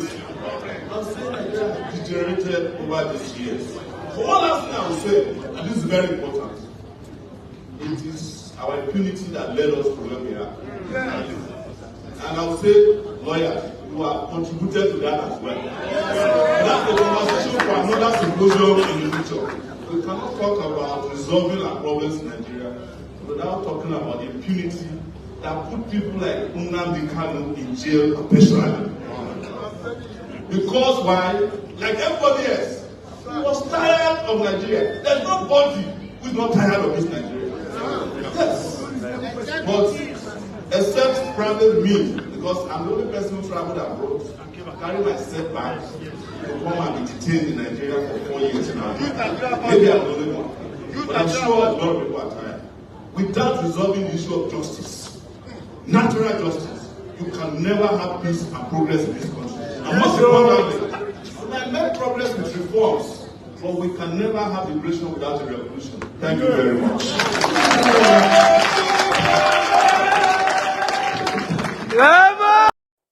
In the time of poverty like this, the economic principle of Yusuf is what everybody should apply in his own lives. Eat little, save more. You don't know what is happening. Kese la nri lowo, makasakasa timbo. A dollar was just 800 naira or thereabout a couple of months ago. Now a dollar is over 1,000 naira. How much will it go? Nobody knows. Tori to nse falafulu. Ogba salary kilawa. Ìgbéraga week. Gbéra rẹ̀ sánlẹ̀ láìpẹ́. Eat little and save more. Ayé tá ń jẹ chicken kọ́ la wà yìí mọ́. Ayé shawarma kọ́ mọ́. Ayé ice cream kọ́. Mú gààrí. Jẹ pọ̀nmọ́. Gbàgbé táwọn doctor sọ pé kò ní nutritional value. Kí ló fẹ́ nutritional value pẹ̀lú irú kíní? Jẹ pọ̀nmọ́. Mú gààrí orí ẹja. Wàláì kò rẹ́rìn. Bọ́ọ̀bá lọ ṣe falafolo pẹ̀lú owó ìyà ó jẹ ọba kẹ́. This is the time to save more. Kálukú ló mọ̀ tí ń san lówó school àwọn ọmọ níṣẹ́. I started by paying 25,000 naira per term 2 years ago. Last year, 50,000. Wallahi, this year is 100,000 per child. Now imagine having 4 kids going to school and I have to pay over 1.2 million naira in a year. Divide my salary in a year by 2. How much will remain?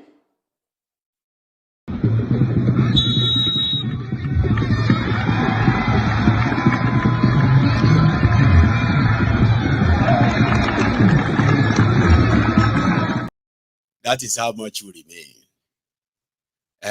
Like that. That's how they have like, oh yeah, pass on, kick. Life we long kick be boy, anyway, but like, well, I kind of like you know me, I like Ade Jackson. Okay, Ade dancer. All right. And I didn't even know that he's also a sporty person.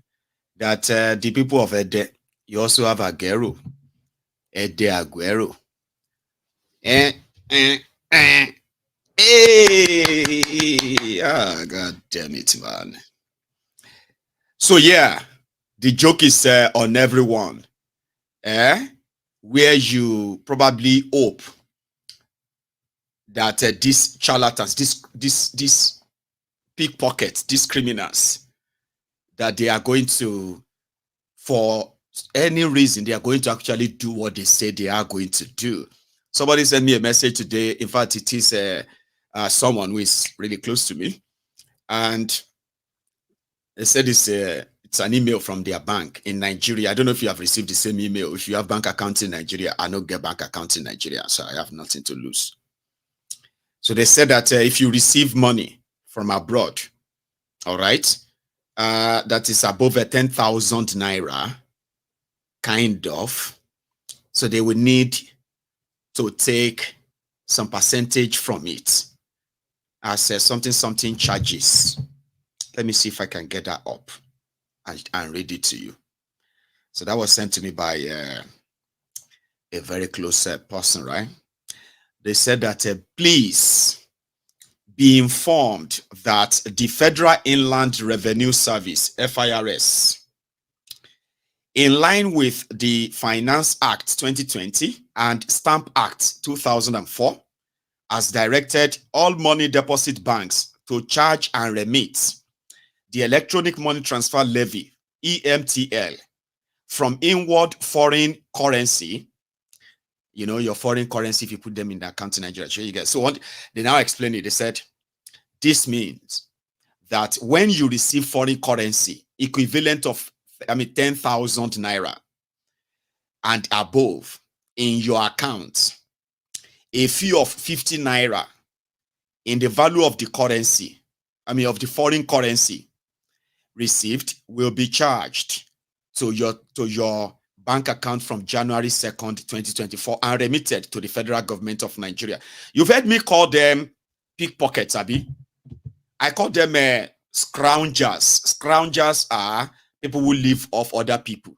Okay? Scavengers are those who live off other people too by stealing from them, possibly. If they can't get it from you, they take it from you. Anyway, all right? You remember I also called them pickpockets. They do not need to put their hands in your pocket. You have bank accounts, right? They want a slice of everything you've got. Anything they can lay their hands on. But you cannot ask them what are they doing with the money. You can't. Because what do you think they do with the money? To finance their luxury lives now, expensive, first class, and whatever life that they are living in the poverty capital of the world. So these are chancers, the people that rob people officially. Okay? So yeah, that one is up. And indeed, inflation is also up. And they are lying to you about that too, aren't they? Anyway, I'm just going to kind of stop here. Okay? I am going to go make myself another cup of tea. Then we will take calls, or I will take calls rather. Okay? So let me put the line on. And then hopefully, I will be speaking to you soon too, okay? So the update on my fundraiser, I want to say a big thank you to everyone who has reached out to me. You know, every penny counts. You know that. On PayPal, on why do I always remember Give Send Go instead of GoFundMe? All right. So share on GoFundMe, as well as those who have reached out to me through the banks and all that. So thank you very much. So I'm happy to tell you, today that my fundraiser in all of them right now is now somewhere around 3,200 pounds sterling. So which means it depends on who is kind of listening, all right, or who is counting.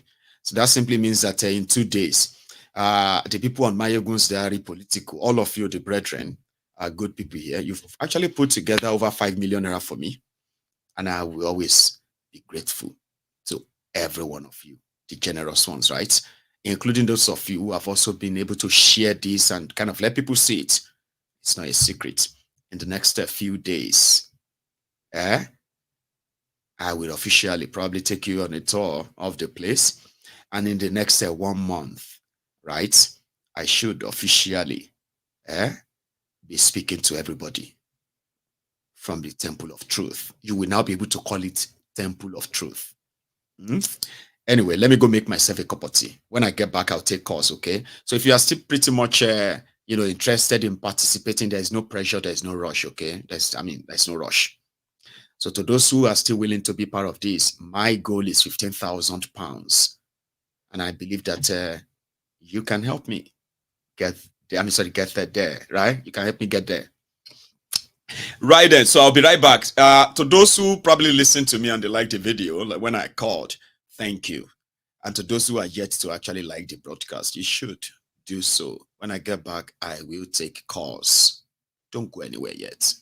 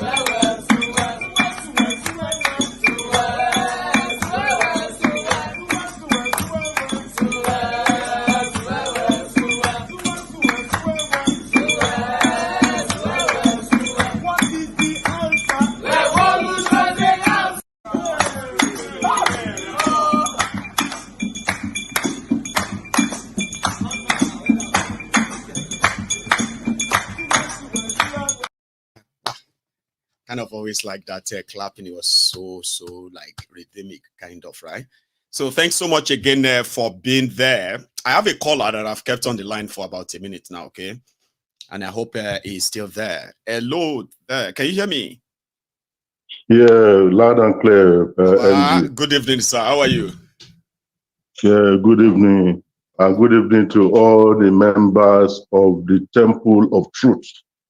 Yeah, the temple where the truth is told without hindrance, without fear, and without any guilt in our heart. Thank you, Maiyegun, for everything you have been doing so far, and for the Tucano might that God Almighty will continue to let it be louder and louder and louder. Amen to that. Thanks for today's episode. So, Maiyegun, let me ask you a question. And maybe somebody with a spiritual this can just interpret it to me. I saw something in my dream yesterday, and till today it's still bugging me. What does it mean when you see a president of your country in a dream? Is that the question? Yes. I probably have no idea what that means, but maybe if there is a context, like what he's doing in that dream, that can give us an idea, you know what I mean? But look, seeing him in your dream could be because you are just thinking of him. Yeah. Or possibly Thank thinking you, about Maiyegun. Nigeria before you went to bed. Well, Not really. what he did in that dream that will now give us, you know, or maybe somebody who is spiritual will know better than myself, like you said, sir. So I may not be the qualified person to answer that. So yeah. Yeah, yesterday after the dream, I just Googled what it means to see a president of a country. Then there's a lot of things were said there. But seeing this kind of a president call in this, and I just somebody just summoned me to his office, and I went there. I greeted him. He sat down, and just like his office, just like an office with a open, with a transparent mirror. Then he sat down there looking at me and was smiling. Then it occurred to me that I said, "What is the meaning? Me, Kolu? What is the connection? Seeing him in his office? That is just a thing." So I still don't understand, but I just at the end of the day, maybe we should read. Then, like, maybe we should read the comment, you and I. Now that you have thrown it open, right?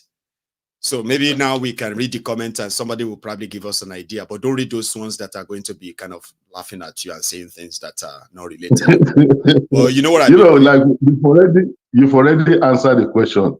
It depends on the situation. The president of a country, when you see him in a dream and what he does is telling you something about the situation of the country. The man sitting down there looking at everything that is happening within his vicinity, and he doesn't give a who. He doesn't even acknowledge what is going on. He just said, I know it is hard. I know because of subsidy and all of that. He's not even living in the present. Yeah. So Maiyegun, that is the thing. So with all this Femi Adesina and others are just saying, I put it there. Nigeria is just like a circus. Yeah.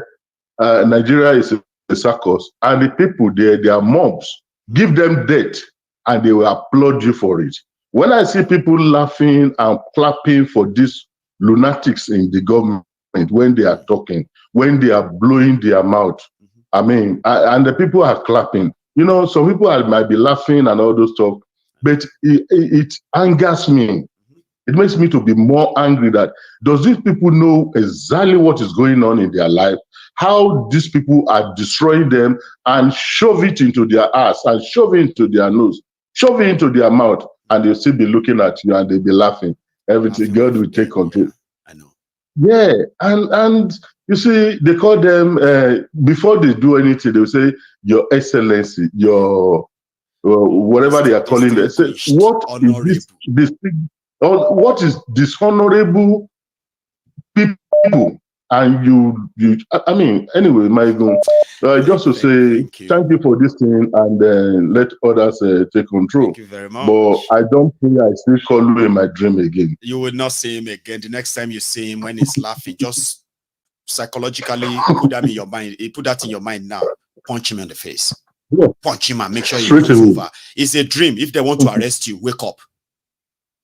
Of course. Do you understand?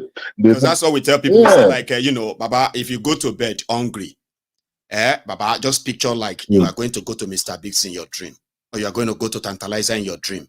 Just go in there, eat anything and eat everything, order for everything in that your dream. Once they say pay, you wake up. That's it. So when you see Somebody God was next time, saying, punch him harder in the face. Don't try that with me again. Don't ever show up in my dream again. When they want to arrest you, wake up. Nothing will happen. Baba, you have a good one, sir. Okay.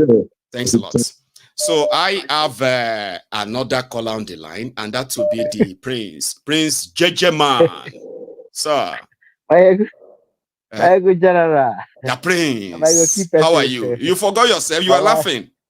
Who is cracking you up there? The Prince. Now you, I say make them push our face.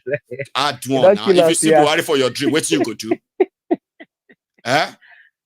You get one guy, we talk, say, they were interviewing him, and can you tell us the situation of this country and what is your view and all that? I don't know if you remember this video, right?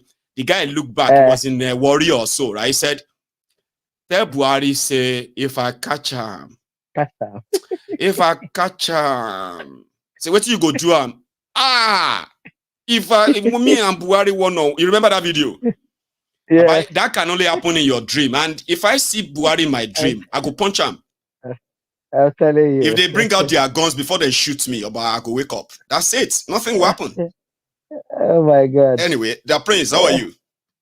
Yeah, I'm fine. Are you, Baba? I'm here. I'm still here, Baba. Hey, I mean, sometimes we go smash. I mean, say, we need it, oh. We need it, oh. The situation is more depressing than this, Baba. But we do need all this kind of, break and all that. Life is at stake. Life is at stake, but what you go do? Now, even where they bury somebody, people see they carry beer, they drink near the grave. You get So what can we do? We'll keep on marching forward, until we get to the promised land. Sure. Baba, respect and greetings once more to Temple of Truth. Thanks for those that have supported our honestly, new, including yourself. Oh, I saw your hand too, the Prince. Baba, what you go do? Just answer our name now. God bless you. Yeah, Baba. Thank you so much. I thank everyone who has supported. It's a privilege to support Maiyegun General, honestly. And it's also a privilege to have people like you around me too. It is not easy. Ask others if it's easy. May they try them. Thank you, Baba. What is doing for us on this platform, if we have like just five people speaking like him, I believe there will be the revolution we are talking about will be here immediately. Unfortunately, when you see many platforms, they just discuss issue and not hit it on the nail as it's supposed. And life every day, every second that these people are in that Aso Rock is a disaster to our life. It is. Every minute they are there is a disaster. That's what Nigerians don't know. And Maiyegun, you see, the thing that they've perfected in doing is this. They are buying time, and the way to buy time is to keep on giving Nigerians a new things to jump on and discuss about and distract them. To get them distracted and keep them distracted. You see, when people are being killed in the Middle Belt, and you see the president holding a party in Lagos, and not consigned, it's deliberate. They want you people to boil and forget that they stole your mandate. He stole it and they run away with it and grab it, And today they don't know what to do with the power. They are just in Aso Rock holding, doing party every day. That is what they are doing. That's right. It's quite unfortunate because, as you used to say on this platform, lives are involved. Politics is not a game. It's not. People are being killed. Children, women, vulnerable are being killed every day in Nigeria because of the consequences of these criminals. To Nigeria, to bring security to Nigeria is not a rocket science. If security is being allowed, to go down to the local government, even to our family. Each family will have their own security. My brother, you see that this issue of Boko Haram and the kidnapping will disappear because the security is localized. It will disappear instantly. These people in Asorok, they knows all these things, but the thing is that this slavery mentality or slavery ambition, as long as Nigeria are living under that slavery condition, they will not, they cannot revolt. Because if you can defend yourself, then you cannot revolt against slavery. But if you cannot defend yourself, which is the primary role, how can you primary graduate? job of the government to protect How lives can and you properties. graduate? So it's like a fence, my brother. It's like a fence, the barricade they put out. Before the people to jump and fight for the slavery. Because People Nigeria is who are a slavery. saying that this Ibadan explosion is gas. I am seeing some pictures now. This one don't look like a gas explosion. No. Gas explosion that turned a whole car into two. Tear a car into two. A bomb. Demolished buildings. But I'm seeing some pictures here and I'm like, are they really sure this is an explosion? Can you call this one explosion? Now a whole car be this so. You don't jump up into two. Baba, it Prince. is a bomb.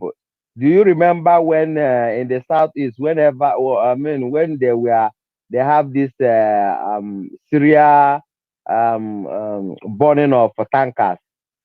You know, before you know it, one tanker is tanker explosion here and there. They just catch fire here and there. I remember. The fuel will be. See, if you look at your screen, Prince Jejeman, as you are talking, right? Yeah. You will see. Look at this. Is this a gas explosion? They are put one car on top another. Some people, they said some people are even saying it is earthquake. Earthquake in Ibadan. May tomorrow morning come first.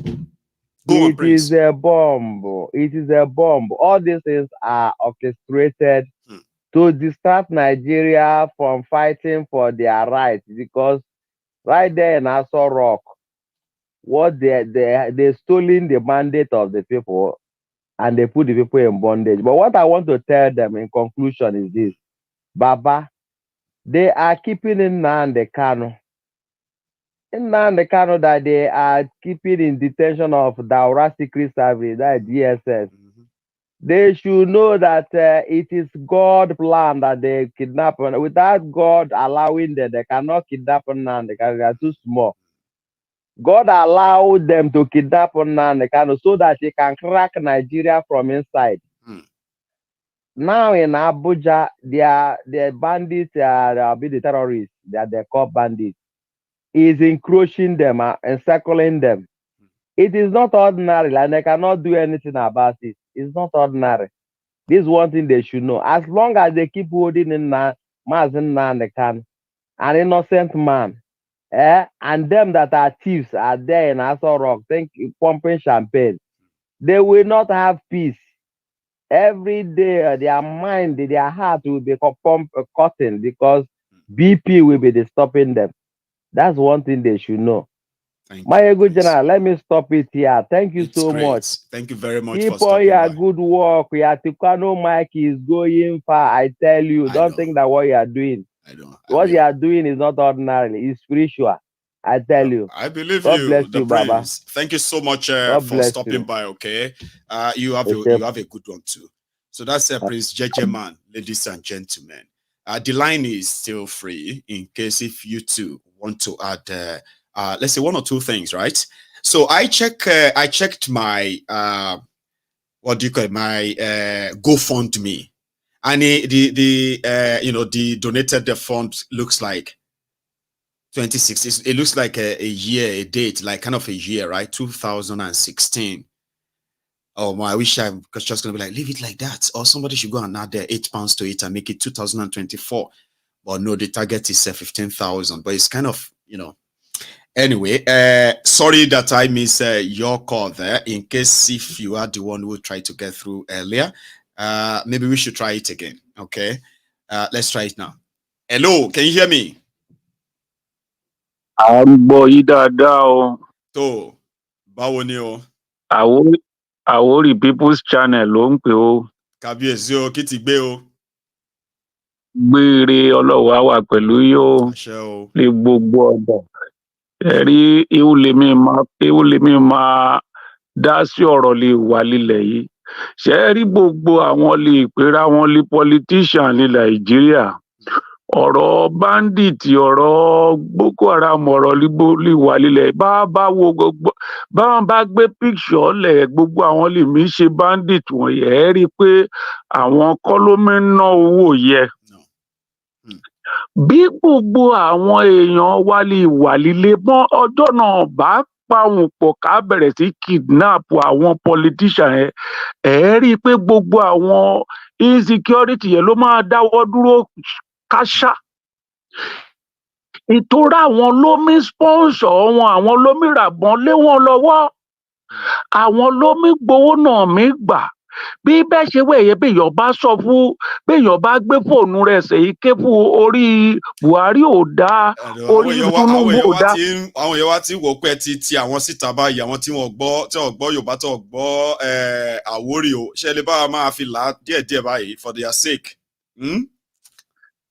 Now my people, the thing where they talk, the talks be say, the people where they sponsor the people who they call this bandit. Now the people will be politicians and they sponsor them. Now make them no want do anything. Now the money we then spend for all their campaign, now there then they collect all the money back from the people where then give jara up and down. Now then they collect all that money back. The day where our people gathered their strength, begin kidnap all the politicians. Now that day una go see say this banditry go stop straight away. Because now them buy gun give them. Now them buy gun give them all. Now then they sponsor them because no political talk with how the politicians where they want to get money buy guns. If not be politicians, they buy and give them. Same then they take and they go kill people. So the day where we copy the thing where happen for Russia, where happen for Ukraine, where then begin throw all their politicians inside lagoon, begin throw their politicians inside skip. The day where we begin catch them one by one. Now that day all this insecurity go stop. Insecurity no go ever stop because now them they do their harvesting. Now then they harvest organ. They carry and they go give big men. They we don't nearly where then they take they install their new organ, catch people for road, kill them. Nobody go near anything. No. How then they take trace people where be say insult government official from their telephone because they do something for social media. How they know they fit trace people where be say then they take telephone collect money.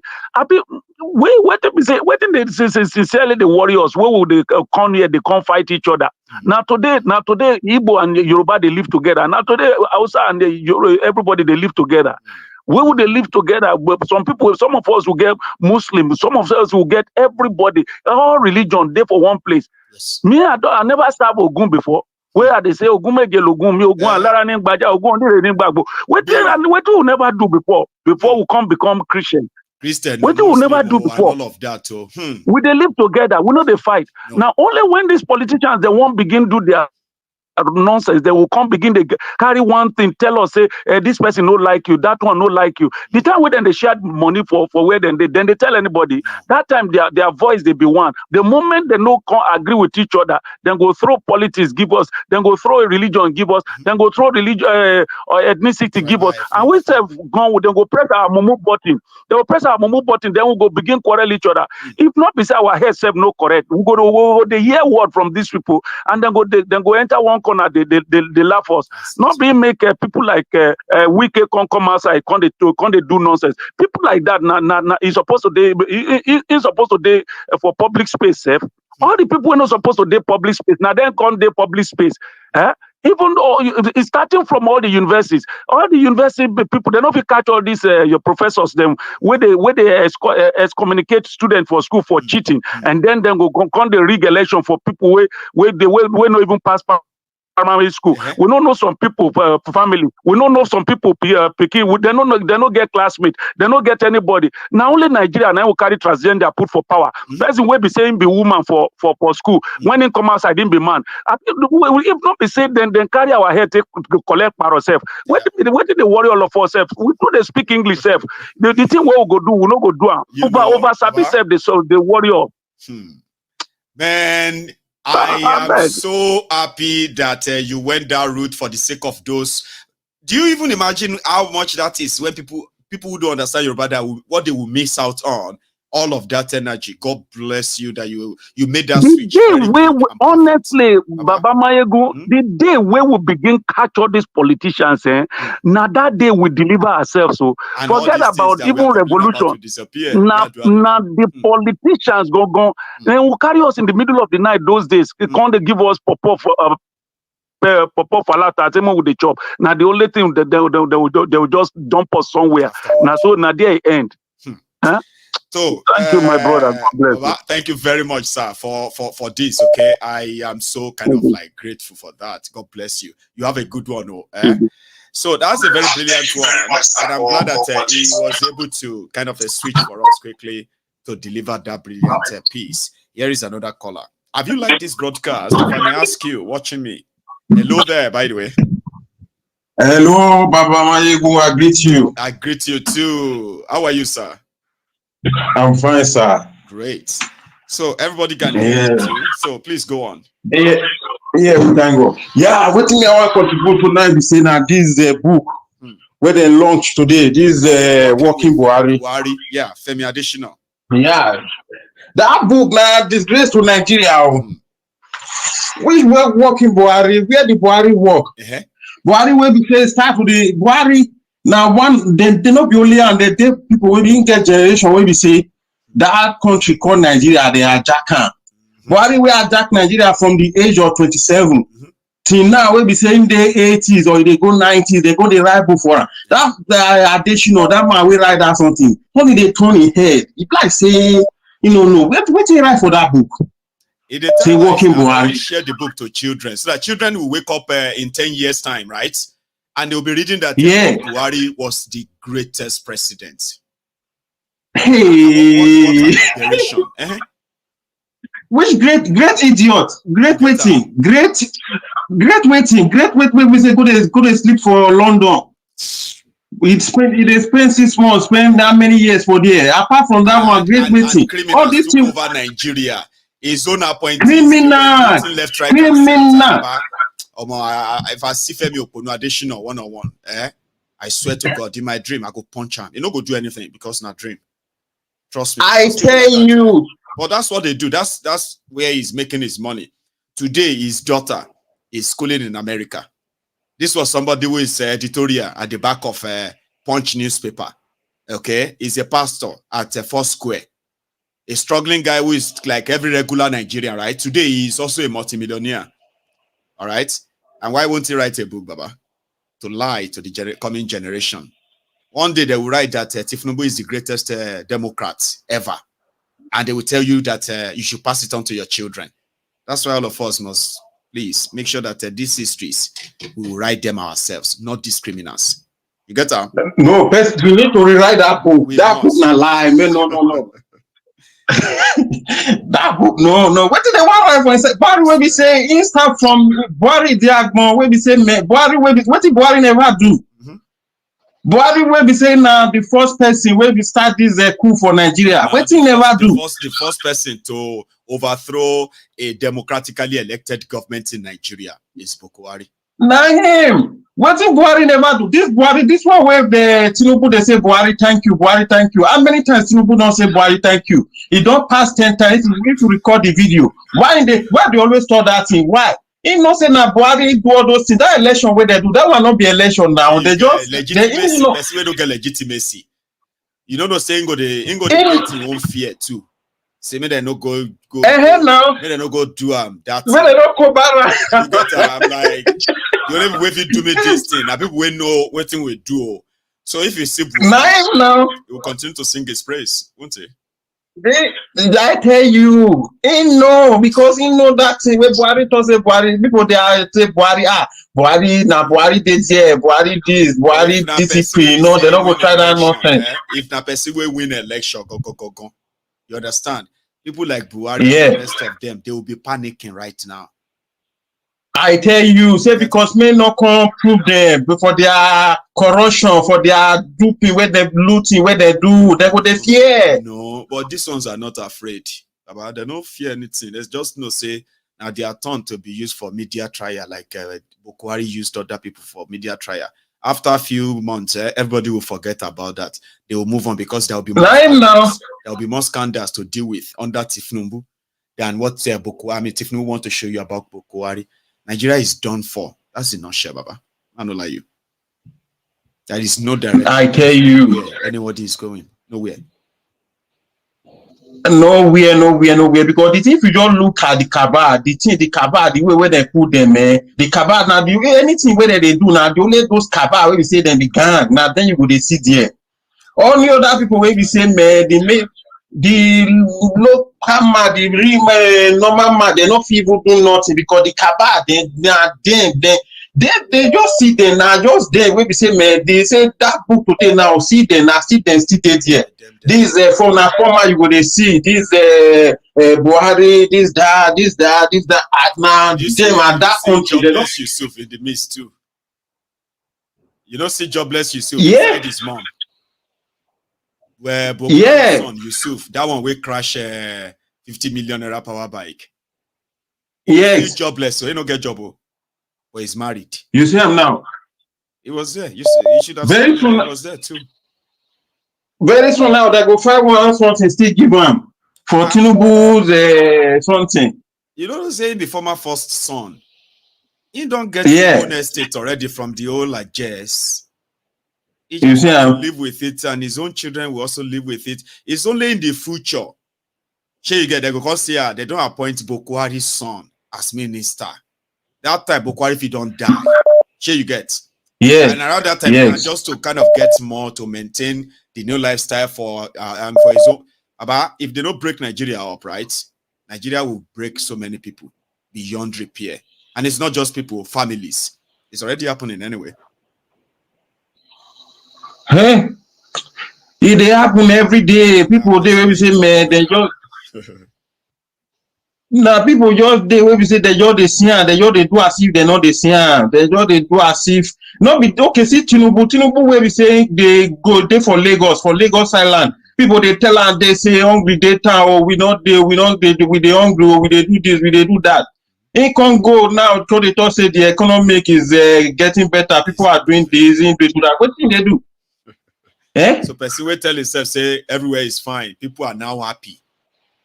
You think he will still feel like say he has to do something? Is that not a sign? He not go do anything. You're on your own, no. Say things they work. Where things they work for where people will be saying, man, people they cry, they do everything. Even see for this Abuja window for in backyard. Now there kidnapper they go people out. They do for in backyard for just for for back of the house. When they for Abuja, they now those things they happen. And you know they talk all those things. They have done so well. Economy is improving. Done so well. It's improving. Everything is going well. If you can't say about they kidnap us now, shut up your mouth now because say you hate this government. Is it today they are kidnapping people? Shut up your mouth, Joe. And then you'll be like, but you are the one who said the kidnapping have stopped. They say, now it has stopped. You enemy of Tinubu, there's nothing it does that makes Tinubu. You say, Baba, we are talking about security. Please don't change the conversation, okay? You said the security has improved. Everybody is safe now, but that's a lie. And you know that. It's a lie, big one. You know what? Don't turn it into I don't like Tifnumbu. That's why I'm saying it. But you know it's a lie. And I hope people will be It's a big one. Anyway, Baba, thank you so much, okay? Let me take another one. You are welcome. Okay, bye-bye. Good night. You. Okay. One love. You. Yes, man. Again, the line is free. All right. I know a lot of you have been like, no, you should tell them to just speak for 5 minutes. Sometimes, right? If the line is busy, like if I have more people trying to get in, and you're hearing that, that means the line is busy. I can easily hurry people up. Like say, you know what? I wasn't that busy. All right. So let me take this. Hello there. Good, Masha. Yes, sir.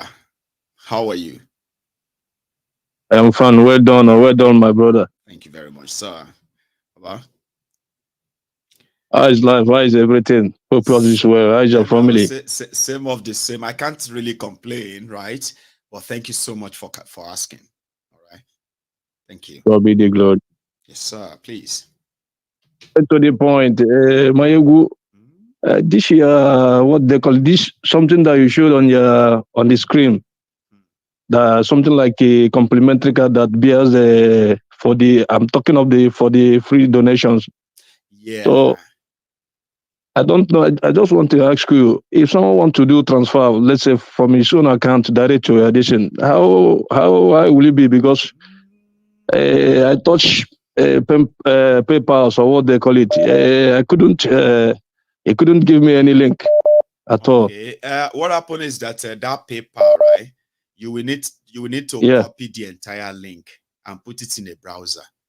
You see that from where it started from www, you copy everything and you put it in a browser. Yeah. That will take you straight to a page where you can easily just make such donations. But I think you are going to need your debit card to be able to make that donation. I don't think direct bank donation will really, because it's going to be asking for your bank details like sort code, your bank account number and all those. But with your debit card, if you have a debit card, that's what you can really use. Yeah, because we are using something like we call it post-pay evolution. It's account direct from a post office.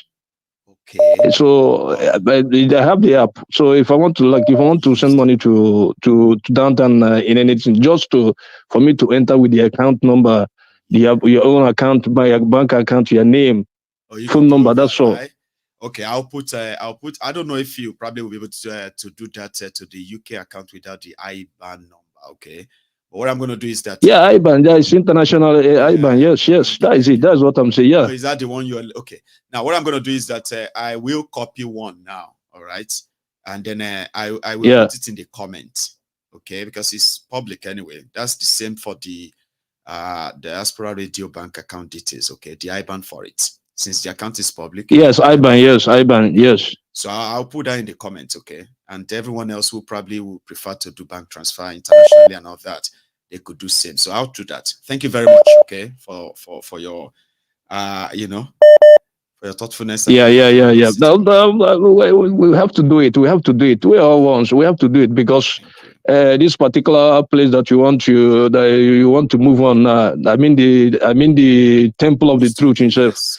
I know for the future. I think, as I told you the other time, I think that will be the place that all of us we are saying in order to program the downfall of this country, Nigeria, because we are tired of I personally am tired of that country. For us, people will be calling to Temple of the Truth and giving the contribution, so on and so forth.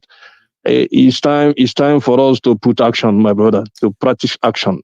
Thank you very much. That is it. But there are some certain things that we can't really say publicly that indeed all we need is just to tell ourselves that we need to see.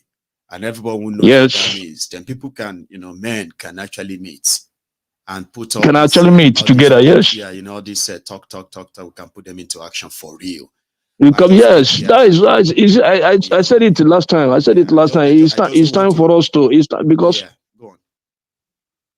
That is it, my brother. It's time for us. It's time for us to make a move. At least so that, we show them that what is happening in that downtown of the zoo country. We know the idea of it.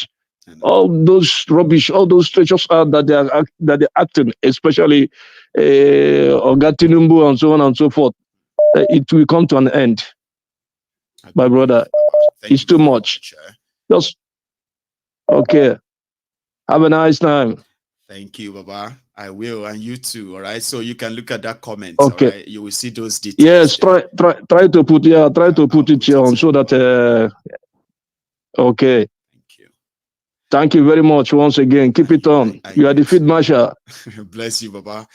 brethren. The field marshal. Yes, sir. I know. See, the problem is that the network seems to be like going back and forth. Myself and my caller, we couldn't really like flow because it's like delayed. What do you call delayed convo? So I don't know what it takes to send to send money internationally. Okay, but I just know that there is IBAN, there is a SWIFT code or something. What's it called? NIC or something. Well, I will leave both there, including, you know, I don't know. I'll just leave everything there to everyone who might want to go that route as well. I don't know how it works. Okay. And I advise that if you want to make any kind of such donations from your base, do not, right, make any major contribution at first. You can just send £5 or $5. All right. Be sure that the information actually works well so that you don't lose money. I don't know what it is that, like I said, I don't know how it works, and I don't want you to lose your money that you can never get back. Okay. So please, when you want to use it, if anybody wants to use that information, just make sure that you are not making any substantial donation first. So just try $1, $2, or $5, or whatever, right? Try that, and if everything is fine, then you can possibly make your donation, and then, okay? Thank you. I have a caller who is waiting as well. Hello. Can you still hear me, or I've lost you? There is something about our people, right? Sometimes if you're a first-time caller, I could pick your call and put you on hold, and you'll be hearing me talk. But nobody will hear you, okay? Because I'm gonna like put you on hold. So some people will just kind of cut off and say, okay, let me try again later. Maybe he hasn't. I've already picked the call. Just wait there. You'll be hearing my voice. When it is time, I will release your voice to everyone. Okay. So thank you so much. I have another caller here. Hello. Uncle Maiyegun Beatrice. Hey, our lady. How are you, ma? I thank God you've been cracking me up and down. How is your health today, ma'am? Oh, I'm a lot better today. I didn't cough much yesterday. I think you even sounded better too. So thank you very much. Yeah. Thank you so much. Yeah. Even the man with the dream. I wrote that probably they want to kidnap him, or he should be very careful. They want to arrest him. But you should be careful. So that's what that sounded like. I mean, that's what that would kind of mean, right? Yeah, that's there's what nothing good that will probably come from these guys than, you know. Yeah, because they're monitoring all of us who are talking on your line. You know, nobody knows. So the best thing is for him to be careful.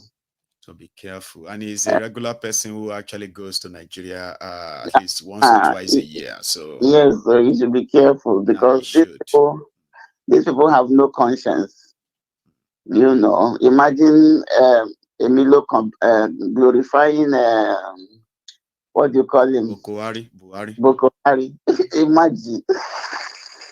And Nigerians who are the victims of his misrule, they are listening. And they are seated there like, yeah, and they'll be glad. This man served half of his term in London. Maybe more than half. Now he's the best after sliced bread.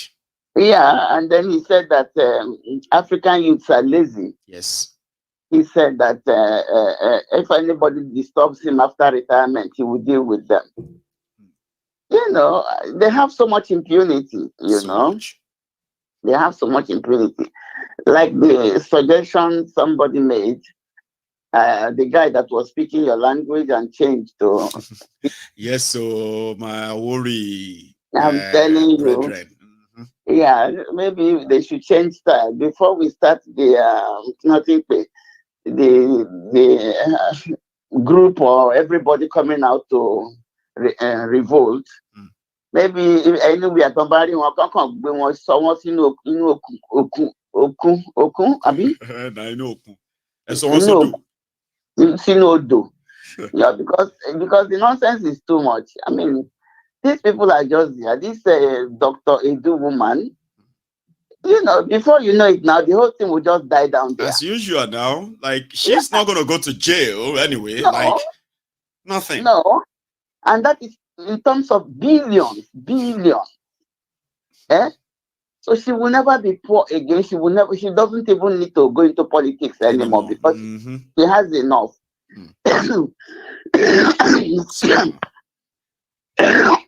Excuse me. I'm sorry, excuse me. It's all right. So this is what Nigeria has been suffering. They don't come there because they want to help anybody. And the reason they don't want us to divide is because the crude oil that is not coming from where they are, from their own states or where they are based, they are the ones enjoying the money of the crude oil. Are you getting me? I'm with you, man. An average Rivers, Biafran, whatever, have no access to the money. So it is these people that have all the access. So they make it impossible. So they use tribalism, hatred to divide us, you know, so that, because if we go apart, it will just a couple of years, every state will stand on its own, you understand? You know, but they know while they are milking from the land right now, and nobody's checking them. If it becomes a divided state or country, many countries in this our country, it will be easy to know what everybody is doing. That's right. And so they don't have something they don't know. Even the oil wells are owned by them. The oil wells are owned by them. So they are, sometimes I want to get a headache from this matter, you know. And it makes me feel that even these people that are fighting Rivers State, all these other places, and others, yeah, there's something they need to sit down and say, come on here. How can we be in our house? Somebody comes from elsewhere and is the one digging everything under our ground, under the floor of our house, and still killing us, attacking us. If you look at the whole thing very well, that's why they don't want unity in Nigeria.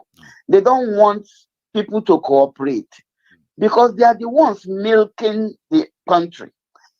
And they have... In chaos, they profit from the chaos. Exactly. They profit from the division. They profit from almost everything, including the poverty they created too. They still continue to milk everything. All. Have you gone to that place where this crude oil comes from? No. The people are suffering there. Even the fish they used to farm on before, they can no longer go to the whole area, the whole land has been like the people polluted. Are totally terrorized. I researched them when I was doing my master's. They are totally terrorized. You understand me? I do. So, and these people who do not have anything, who they just want to milk that oil and dry it, but they cannot finish it. So if we start what that guy has suggested, maybe it will help. Are you getting me? Maybe. So my dear brother, I don't want to cough again. Thank you, ma. You need more rest, by the way, okay? And I hope the cough, you say you probably haven't really coughed that seriously today. So I know that some of these coughs are so like, they can be very, very hurtful. Like, and the chest and all that. Call it a chesty cough. Do you get? So I hope it's no longer that strong anymore. It's like I couldn't call you before New Year. I was totally down. Oh dear. I was coughing every second the whole night. Even I was afraid for my neighbors. You know. So, but now it's better. But maybe because I talked a little bit much, and then I started coughing. And then you've laughed as well. God knows how deep. I mean, how kind of I don't know how much you laugh, right? But sometimes you can laugh and just start coughing, like No, Maiyegun, I'm a very happy person naturally. Bless you, ma'am. When I was 7 months in the hospital, one day one doctor that is not my doctor came into the room where they kept me in a private room. Right. So he said, he's sorry, madam, I'm not your doctor, but I want to know what is going on in this room, because every doctor and nurse that comes out from here, they are all laughing. They are all happy. So I'm telling you, I was lying down there. I said, so you want them to cry? That's where he also started his own. I can imagine. So he started smiling, laughing, and then he said, "Take good care of yourself, madam." Absolutely. You know, so that laughter and happiness is a cure of its own. Oh, You know, I was so born to be a happy person. that's amazing. So, you know, Thank I you. passed Thank through you, a ma'am. lot. Yeah, I've passed through a lot, but I will always be a happy person. And you should. Yeah, Always my be dear happy, brother. man. Yeah, ma'am. I do well, and I wish all Nigerians listening well. We shouldn't be afraid. God will help us. These people will never be there forever. They won't. God will get rid of all of them one by one. Amen. Thank you so much, my lady. Get some rest, okay? And you have a good evening. Good night, ma'am. All right. Thank you so much. Take Bye. care. Yes, ma'am. So that's something that you can go and possibly sleep over. Possibly sleep over it and say, okay, one thing about her is that she's not just an happy woman. I can tell you that she is also a very godly person too. Okay, she's somebody who believes that when the right things are done, prayers can be answered. A few times she's been misunderstood as well on this platform, but you can tell, like when she says she's an happy person, right? She never let any of those get to her. So God bless you, ma'am, for always being part of this. Okay. Here we are. I have another caller, by the way, and I'm kind of suspecting this is going to be the African Wahala, if I'm right. Prince Adewale, yeah, the African Wahala. Is that you? Yes, sir. It's me, my brother. Amazing. Good How are you evening. today, because I can only sort of refer to your time when you joined me on this program as day, not evening, from Canada. African Wahala. Yeah. How is your day? Yes, sir. Yes, sir. Man, it's going very well. I'm still in the middle of work, but I just had to quickly chip in when I heard our lovely auntie, Madam Beatrice. She made a comment on the Niger Delta and the oil. Did you know that Shell has pulled out of Nigeria? Shell BP. I read that today. So Nigeria crude oil is no longer profitable for them. So the oil exploration in Nigeria is no longer profitable for them. That's what they said. And they left. Yeah. For me, the implication of this is, Ken Saro-Wiwa, when he was killed because he was protesting against the damage done by Shell to the farmlands and the environment, the rivers, the farmers became poor, the fishermen no longer could fish. Now, those people are extremely poor. Shell BP sold off their company or their shares within the Nigerian space to some local companies. Let's forget about all that long talk. It's not going to be to the benefit of anybody except the local companies, whom are mostly owned by these same ragtag criminal politicians. That's right. But at the end of the day, it's like everybody sees that the carcass of Nigeria is what is left. So all these parasites have come. Shell was operating in Nigeria for 1 century, 100 years, and it has sucked it dry. In the process of sucking it dry, it made multi-billionaires from all over the world. Their CEOs from America, from Britain, and then it made multi-billionaires in Nigeria, the criminal politicians from the military era up until today. Now they've all left, and the people are poorer than ever. The environment is still degraded, and it's just a mess. I just wanted to put that out there for people to understand the wickedness that is going on, because not a lot of people have access to this information. I read it somewhere. I was lucky, and I'm glad you also read it. So yeah, that's why I called it today. Thank you. The African Wahala. Yes, sir. I bet that a lot of people are not just they do not just need to hear it. They need to understand the implication of what that means.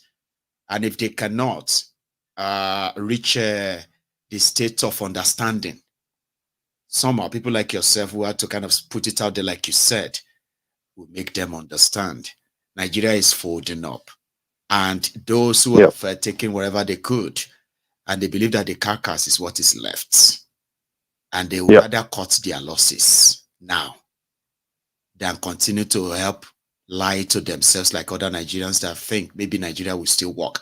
If those who have been around for nearly 100 years, a century, are living crude oil that we know we don't want anymore, keep your oil, then you still think something is not wrong, and somebody somewhere is still thinking this contraption can still last. All right. So it's so important that you have to put out there the Africa Wahala. So thank you for doing it. Okay. Thank you, my brother. You have a good night, sir. All right. Good night. So yeah, you that's too. The African Wahala there. Information, laugh info. Info. Thank you, my brother. Info, laugh info. When you have access to the right information, you are less vulnerable to people who are going to use religion to manipulate you. You will never be vulnerable. Right information. Here we go. Hello there. Hello. Hello, Mr. Maiyegun. Good evening. Good evening, sir. How are you, Baba? I'm fine, sir. I'm fine, sir. How you doing? Well, I'm great. So you and I should just talk, okay? Ignore that broadcast now. Leave that TV. Just listen to the phone, because you and I are now producing. Other people are going to be listening to us. So you don't listen to the TV anymore. Just you and I. So tell me, what is your views about all that we have shared tonight? Because I know that's why you are calling. No doubt, yeah? Oh, first of all, my name is Ifeanyi Chukwu Patrick. Ifeanyi Chukwu Patrick. That's quite a beautiful name. Omo Bariga. Yeah. Omo Bariga Lobimisi. This is my first time calling. I really thank God that I'm fortunate to be accepted tonight, because it's been a while. I've been watching you, following you. Right. Much excited in this your program. You have actually touched so many lives. Those that actually participated, listening to you, following you. But today I'm fortunate to be called to be answered, because I'm a big fan of yours. Yeah, the feeling is actually mutual. Yeah. Because the same way you feel right now is the same way I'm feeling. Yeah. I'm speaking to you for the first time. I have no idea how long you've been in that shadow, right? Admiring the work and all that. So when I'm lucky, when you say, I am so lucky that you picked my call, and I'm like, I'm so lucky to have been speaking to you too. Because without this, I may never have the chance of speaking to you. So the feeling is mutual, Baba, just so you know. And I keep telling everybody. You see, when I speak to those who are regulars, they're like veterans. I'm like, oh, he's here. Yeah, and all that. But you see, when I speak to my fans, my friends for the first time, and they feel so good. I'm speaking to you, Maiyegun, you have no idea. I said, listen, it's mutual. Okay? You have no idea. I'm feeling too. Yeah? So it's a pleasure, Ifeanyi, Baba. Such a pleasure to be speaking to you tonight, Baba. Thank you. My own contribution will be, just to add to what you have been telling us, and mine will not be different, but just like to put a light on it. At least in words, yes. Please. In my own words, exactly. The situation in Nigeria is so bad that we can't keep imagining why there cannot be action taken to make sure, at least, to give us that glimpse of hope that they have the passion and the interest of the people. Beyond words. But at the same time, we keep crying. They keep on falling dead ear, as if we are nothing, or we cannot be heard, or we cannot be our voice cannot be accepted or listened to. So I feel we can't stop talking. We keep on talking. We keep on agitating for our right to freedom, our right for expression, our right to our dignity, to things that makes us a country. Even though we know that they are all flaws and they are playing political religion to make us look as if we don't know what we're doing. But all I want to say is that, Baba, just keep it going. That's all your efforts. We are here to keep our hope alive, and also believe that as a nation, this way the nation has been created cannot function in this manner, and we cannot be won in this way that things are going. No matter how they pretend, like or this, no matter how they feel like they can actually make us feel we can carry on. It will always have it will always expire, because you know what I mean. Nothing bad can last. It can only take some time, but it is flawed and it is flawed. That's right. So light persists over darkness. That's right. So Baba, God bless you for putting enlightenment in us. To be frank, after Nnamdi Kanu, after his arrest, I've never seen any other platform that are giving all this kind of glimpse of education. No, I've never seen, because I have always been that passionate in politics, but politics of good, not of evil. Yeah, not like the way they play in our country. So, Baba, now our language is our identity, and I believe that is what we stand for. Let us have a glimpse of right to live, a good glimpse of self-determination is not a death sentence. Baba, Yoruba Nation, I stand for Yoruba Nation. I stand from Biafra. I stand for the Joy Youth. I stand for everything, because our language is our identity, and that alone can actually give us what we want. Thank you, Baba. God bless you. I am so grateful that I picked the call again, all right? And I hope that I'll be lucky to speak to you again. Or you probably make it a regular so that I can get used to you too, right? Ify, God bless you for this tonight. But I will drop a message. I will drop a message so that my number will be special. Don't worry. It's not even like, it's simply the voice. You know what is really special that I always try to master, okay, is the voice of all of you. You won't believe it. If I go blind tomorrow, that I can't see anyone, I can begin to mention some names just because they are on the phone. I say, hello, is that not who is that? Ken? Is that Ken? I say, yeah, Maiyegun, it is Ken. I say, oh yeah, Ken. Is that Prince JJ man? Oh, who is that? Oh, is that Ifeanyi? I say, yeah, that's Ifeanyi. I say, I can hear you. So it's about the voice. And that's why I said that if you keep it on like you make it regular, I would get used to it too. I really want to, like to everyone too. All right, Baba? Well, thank you. I will, Baba. God bless you. Good night. You have a good one. Thank you so much. Baba. So my last call is going to be that of Jima Gudu, my brother. Can you hear me? I can hear you, Maiyegun. Good evening, Maiyegun. Good evening to you, Baba. How are you tonight? I'm fine, Maiyegun. How is the family? Well, we are here, right? Thank you for asking. See, another banger don't happen again for Niger. We don't drop a move. Okay. I wanted to remind you. I'm sorry. I wanted to remind you. It's very funny news for me. Yes, sir. Do you know that the Nigerian Police Command in Kano has integrated 222 ex-repentant thugs into the Nigerian police? Oh, well, where have you been, Jima? We treated that 2 days ago. Oh boy, I don't even know. I was like talking about, you've been hearing about repentant Boko Haram. You've been hearing about repentant bandits. When I don't hear repentant thugs before, Papa, they can say na constabulary police, they won't put it. Papa, Nigeria police is constabulary police anyway. What do you mean? This one are constabulary, not like Papa, I saw it too. So it shocked you. Oh boy. Oh boy. He shocked me. He shocktalized me. Is gone.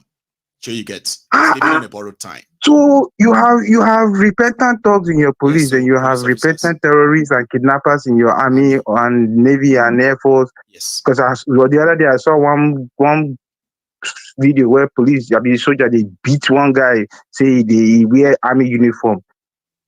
What is going on? What is going on with these people? See, when I know they think, this guy now for Abuja now, because they don't go kidnapping family for Abuja, for inside capital territory, they go kidnapping family. I hear say not people don't they shout everywhere. We will do this. We will haram. We will protest. When it was Buhari, protest was haram. They never choose date too. They go protest for when it happened to people in Benue. Did you come out to protest? No. When it happened to people in Plateau, did you come out and protest? No. When it happened to people in Southern Canada, did you come out and protest? No. So now they've kidnapped one of your own. So everybody should now. Yima, now I'll tell you. You know the saddest one, right? The same terrorists that kidnapped the family that they killed that man's daughter, right? The same terrorists that kidnapped them also kidnapped another family, but that one they are like from Ekiti. They didn't tell us. They make it look like terrorists came to the estate and they kidnap that Muslim family. So those ones are not. Those ones don't have relatives. They're not. They don't have loved ones. No. They didn't mention them. They're not important. No. They're not rich, right? Not really. Not because they are not rich. Now they want now, Yima. No, that's one Nigeria now. Nuisance now. Now one Nigeria for you with that. So when something happens to me because I'm not from your ethnic group, it's not. You can't come out and protest. It's none of your business because your guy is at the top. But now that your guy is not at the top and you're experiencing... He gave 50 million, right? Now they increased it to 100 million because of this your family from Ekiti. Have you heard from them since then? The crowdfunding? Nobody heard from them again. You're crowdfunding for terrorists who just told you in the video that you just played that when we collect the money, we use the money to buy more rifles. Yes. How does that make sense? Maiyegun, or Nigeria. Let's just do the Lord's Prayer, like like our lady Beatrice will say. Let's just God will just come out. So because of that, we just say, well, in this regard, let's just do the Lord's Prayer for Nigeria because at this point, Nigeria cannot be saved. But some people are still living. It's all right. Don't worry. My prayer to you, for them, Yuma, is that if you don't believe that Nigeria is done for, one of these days, your picture will be on my screen. All right? Not because you have been the first class student in Nigeria. I've been the best of this. No. It's because you are probably in the kidnappers' den. And I want to tell others who are free to say that they can't join you soon. If they too still they will use your picture. Yuma. They will use your picture for example. Reference too. That's not example for you have a good one. Say me well to the big man, okay? Nice one. So that's Yima there. Meanwhile, I have seen people. I actually was like, maybe somebody was going to do that and just make us laugh on my GoFundMe. So somebody went, I was expecting somebody to go there and just add £8 to the 2016. But instead of that, people have gone there to go and add their their own extra. So like £30 has been donated by amazing people who feels like no, it should be 2046. That's what I have on my paper. On my GoFundMe now. £2,046. So thank you to everybody, the callers, my sharers, commenters, the likers, and everyone. Our time is up. And I did my best to make sure that I make it up to us tonight. Right? We didn't start early, but we end up using all our time. Those who are still trying to call in, the time is up. I will see you some other time. But please, if you are still here with me, do me that favor. It's called honor. Come on now. Don't leave the comment section and just close the app and go to bed. Like the broadcast. I am going to see it in the morning. Everyone that liked it. And I hope it's going to be one of yours, right? And then subscribe to my channel. And thank you that we've now crossed not just the 90,000, we've crossed the 91,000. We are now approaching 92,000 subscribers on YouTube. So hopefully soon we're going to get to that 100,000 subscribers and on up to maybe 100 million too, right? Anyway, you all have a wonderful evening from wherever you are. I will see you again. Good night.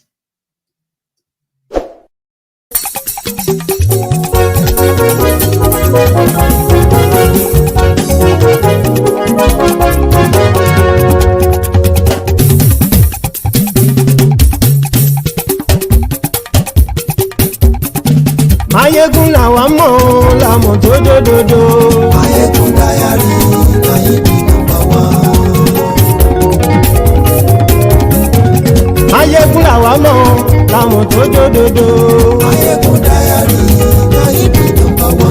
Maiyegun ti dé o, ọ̀rẹ́ ara yìí. Maiyegun Diary, Maiyegun #1. Lórí Facebook, lórí YouTube. Maiyegun Diary.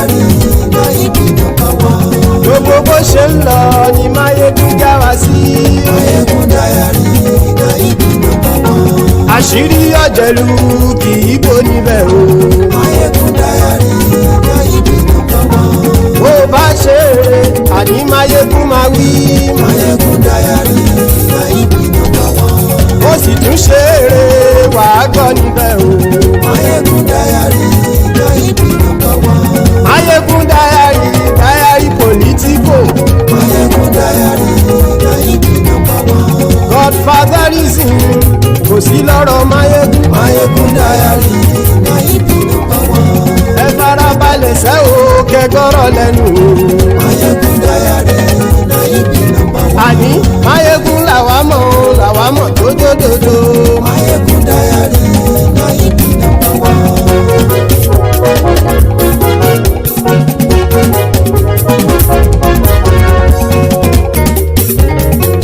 àní ẹ̀sùn rákì.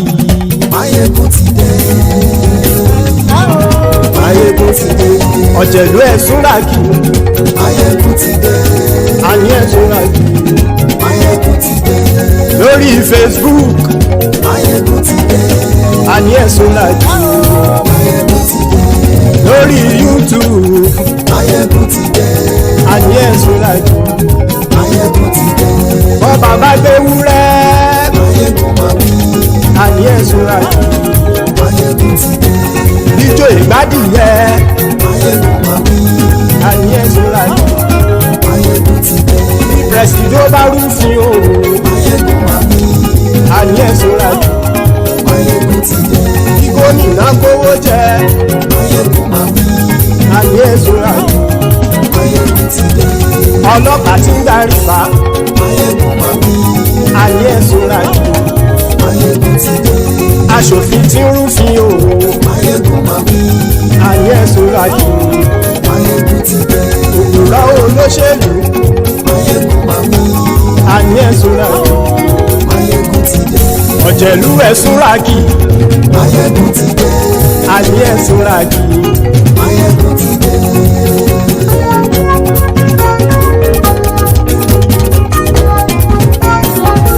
Maiyegun ti dé. gbogbo ọ̀jẹ̀lú ẹ̀sùn rákì. Maiyegun ti dé. gbogbo ọ̀jẹ̀lú ẹ̀sùn rákì. ṣùgbọ́n ní bá ti ṣe èyí tó yẹ kí wọ́n ṣe ọmọ bá dèrò ní fi wọ́n níran o. Maiyegun ti dé. gbogbo ọ̀jẹ̀lú ẹ̀sùn rákì. Maiyegun ti dé. gbogbo ọ̀jẹ̀lú ẹ̀sùn rákì. ṣùgbọ́n ní bá ti ṣe èyí tó yẹ kí wọ́n ṣe ọmọ bá dèrò ní fi wọ́n níran. wọ́n fowó bẹ́ẹ̀ o. Maiyegun ó sọ pé wọ́n ò fẹ́ bẹ́ẹ̀. wọ́n fowó bẹ́ẹ̀. Maiyegun ó sọ pé wọ́n ò fẹ́ bẹ́ẹ̀. oníkanṣá ti ṣe èyí tó yẹ kí wọ́n ṣe fáwọn ará ìlú tó gbé wọn débẹ̀ o. àyè. Maiyegun ti dé. gbogbo ọ̀jẹ̀lú ẹ̀sùn rákì. Maiyegun ti dé. gbogbo ọ̀jẹ̀lú ẹ̀sùn rákì. ṣùgbọ́n ní bá ti ṣe yìí tó yẹ kí wọ́n ṣe ọmọ bá dẹ́rọ̀ òní fi wọ́n níran. kì máa yí ṣe eré ọ̀rọ̀ yìí kì í ṣe ẹ̀fẹ̀. kì máa yí ṣe eré ọ̀rọ̀ yìí kì í ṣe ẹ̀fẹ̀. ẹni bá ti lè lẹ́bọ̀ lẹ́rù o ọmọ bá dèrò kàṣàyè tú wọn síta. Maiyegun ti dé. gbogbo ọ̀jẹ̀lú ẹ̀sùn rákì. Maiyegun ti dé. gbogbo ọ̀jẹ̀lú ẹ̀sùn rákì. ṣùgbọ́n ní bá ti ṣe yìí tó yẹ kí wọ́n ṣe ọmọ bá dẹ́rọ̀ òní fi wọ́n níran. tẹnitẹni ọmọ Maiyegun ọ̀rẹ́ ara ìlú mọ̀mọ́ ni mo fọlọ́run ṣọ́ ẹ̀ bá kìlẹ́bù. lóòótọ́ olódodo ìlú ọ̀tá ìlú mọ̀mọ́ ni ìwọ ṣá máa ń ṣọ́ra kò sì mọ́ bẹ̀rù. bọ́tà ń lè rí bóníṣègùn lé káwọn mọ̀mọ́ fi ṣera wọn ni ó ti dẹrùn tí wọn ò gbọ́dọ̀ sì mọ́ bẹ̀. èèpo ọ̀bọ̀ lọmọ bá dérò tàjẹ́ ò gbọ́dọ̀ jẹ́ ó ti dọba lórí àbínú ẹni kò sì mọ́ bùyà. àìsíwọ́lu ní ẹnìkẹ́ ìgbódì ẹyin lábàrá ó kó ẹni tó bá dán wò á kàmù. Maiyegun ti dé gbogbo ọ̀jẹ̀lú ẹ̀ túnra kì. Maiyegun ti dé gbogbo ọ̀jẹ̀lú ẹ̀ túnra kì o. Ẹni bá ti ṣe yìí tó yẹ kí wọ́n ṣe ọmọ bá dèrò òní fi wọ́n níran o. Maiyegun ti dé gbogbo ọ̀jẹ̀lú ẹ̀ túnra kì. Maiyegun ti dé gbogbo ọ̀jẹ̀lú ẹ̀ túnra kì. Ṣùgbọ́n ní bá ti ṣe yìí tó yẹ kí wọ́n ṣe ọmọ bá dẹ̀rọ̀ òní fi wọ́n níran.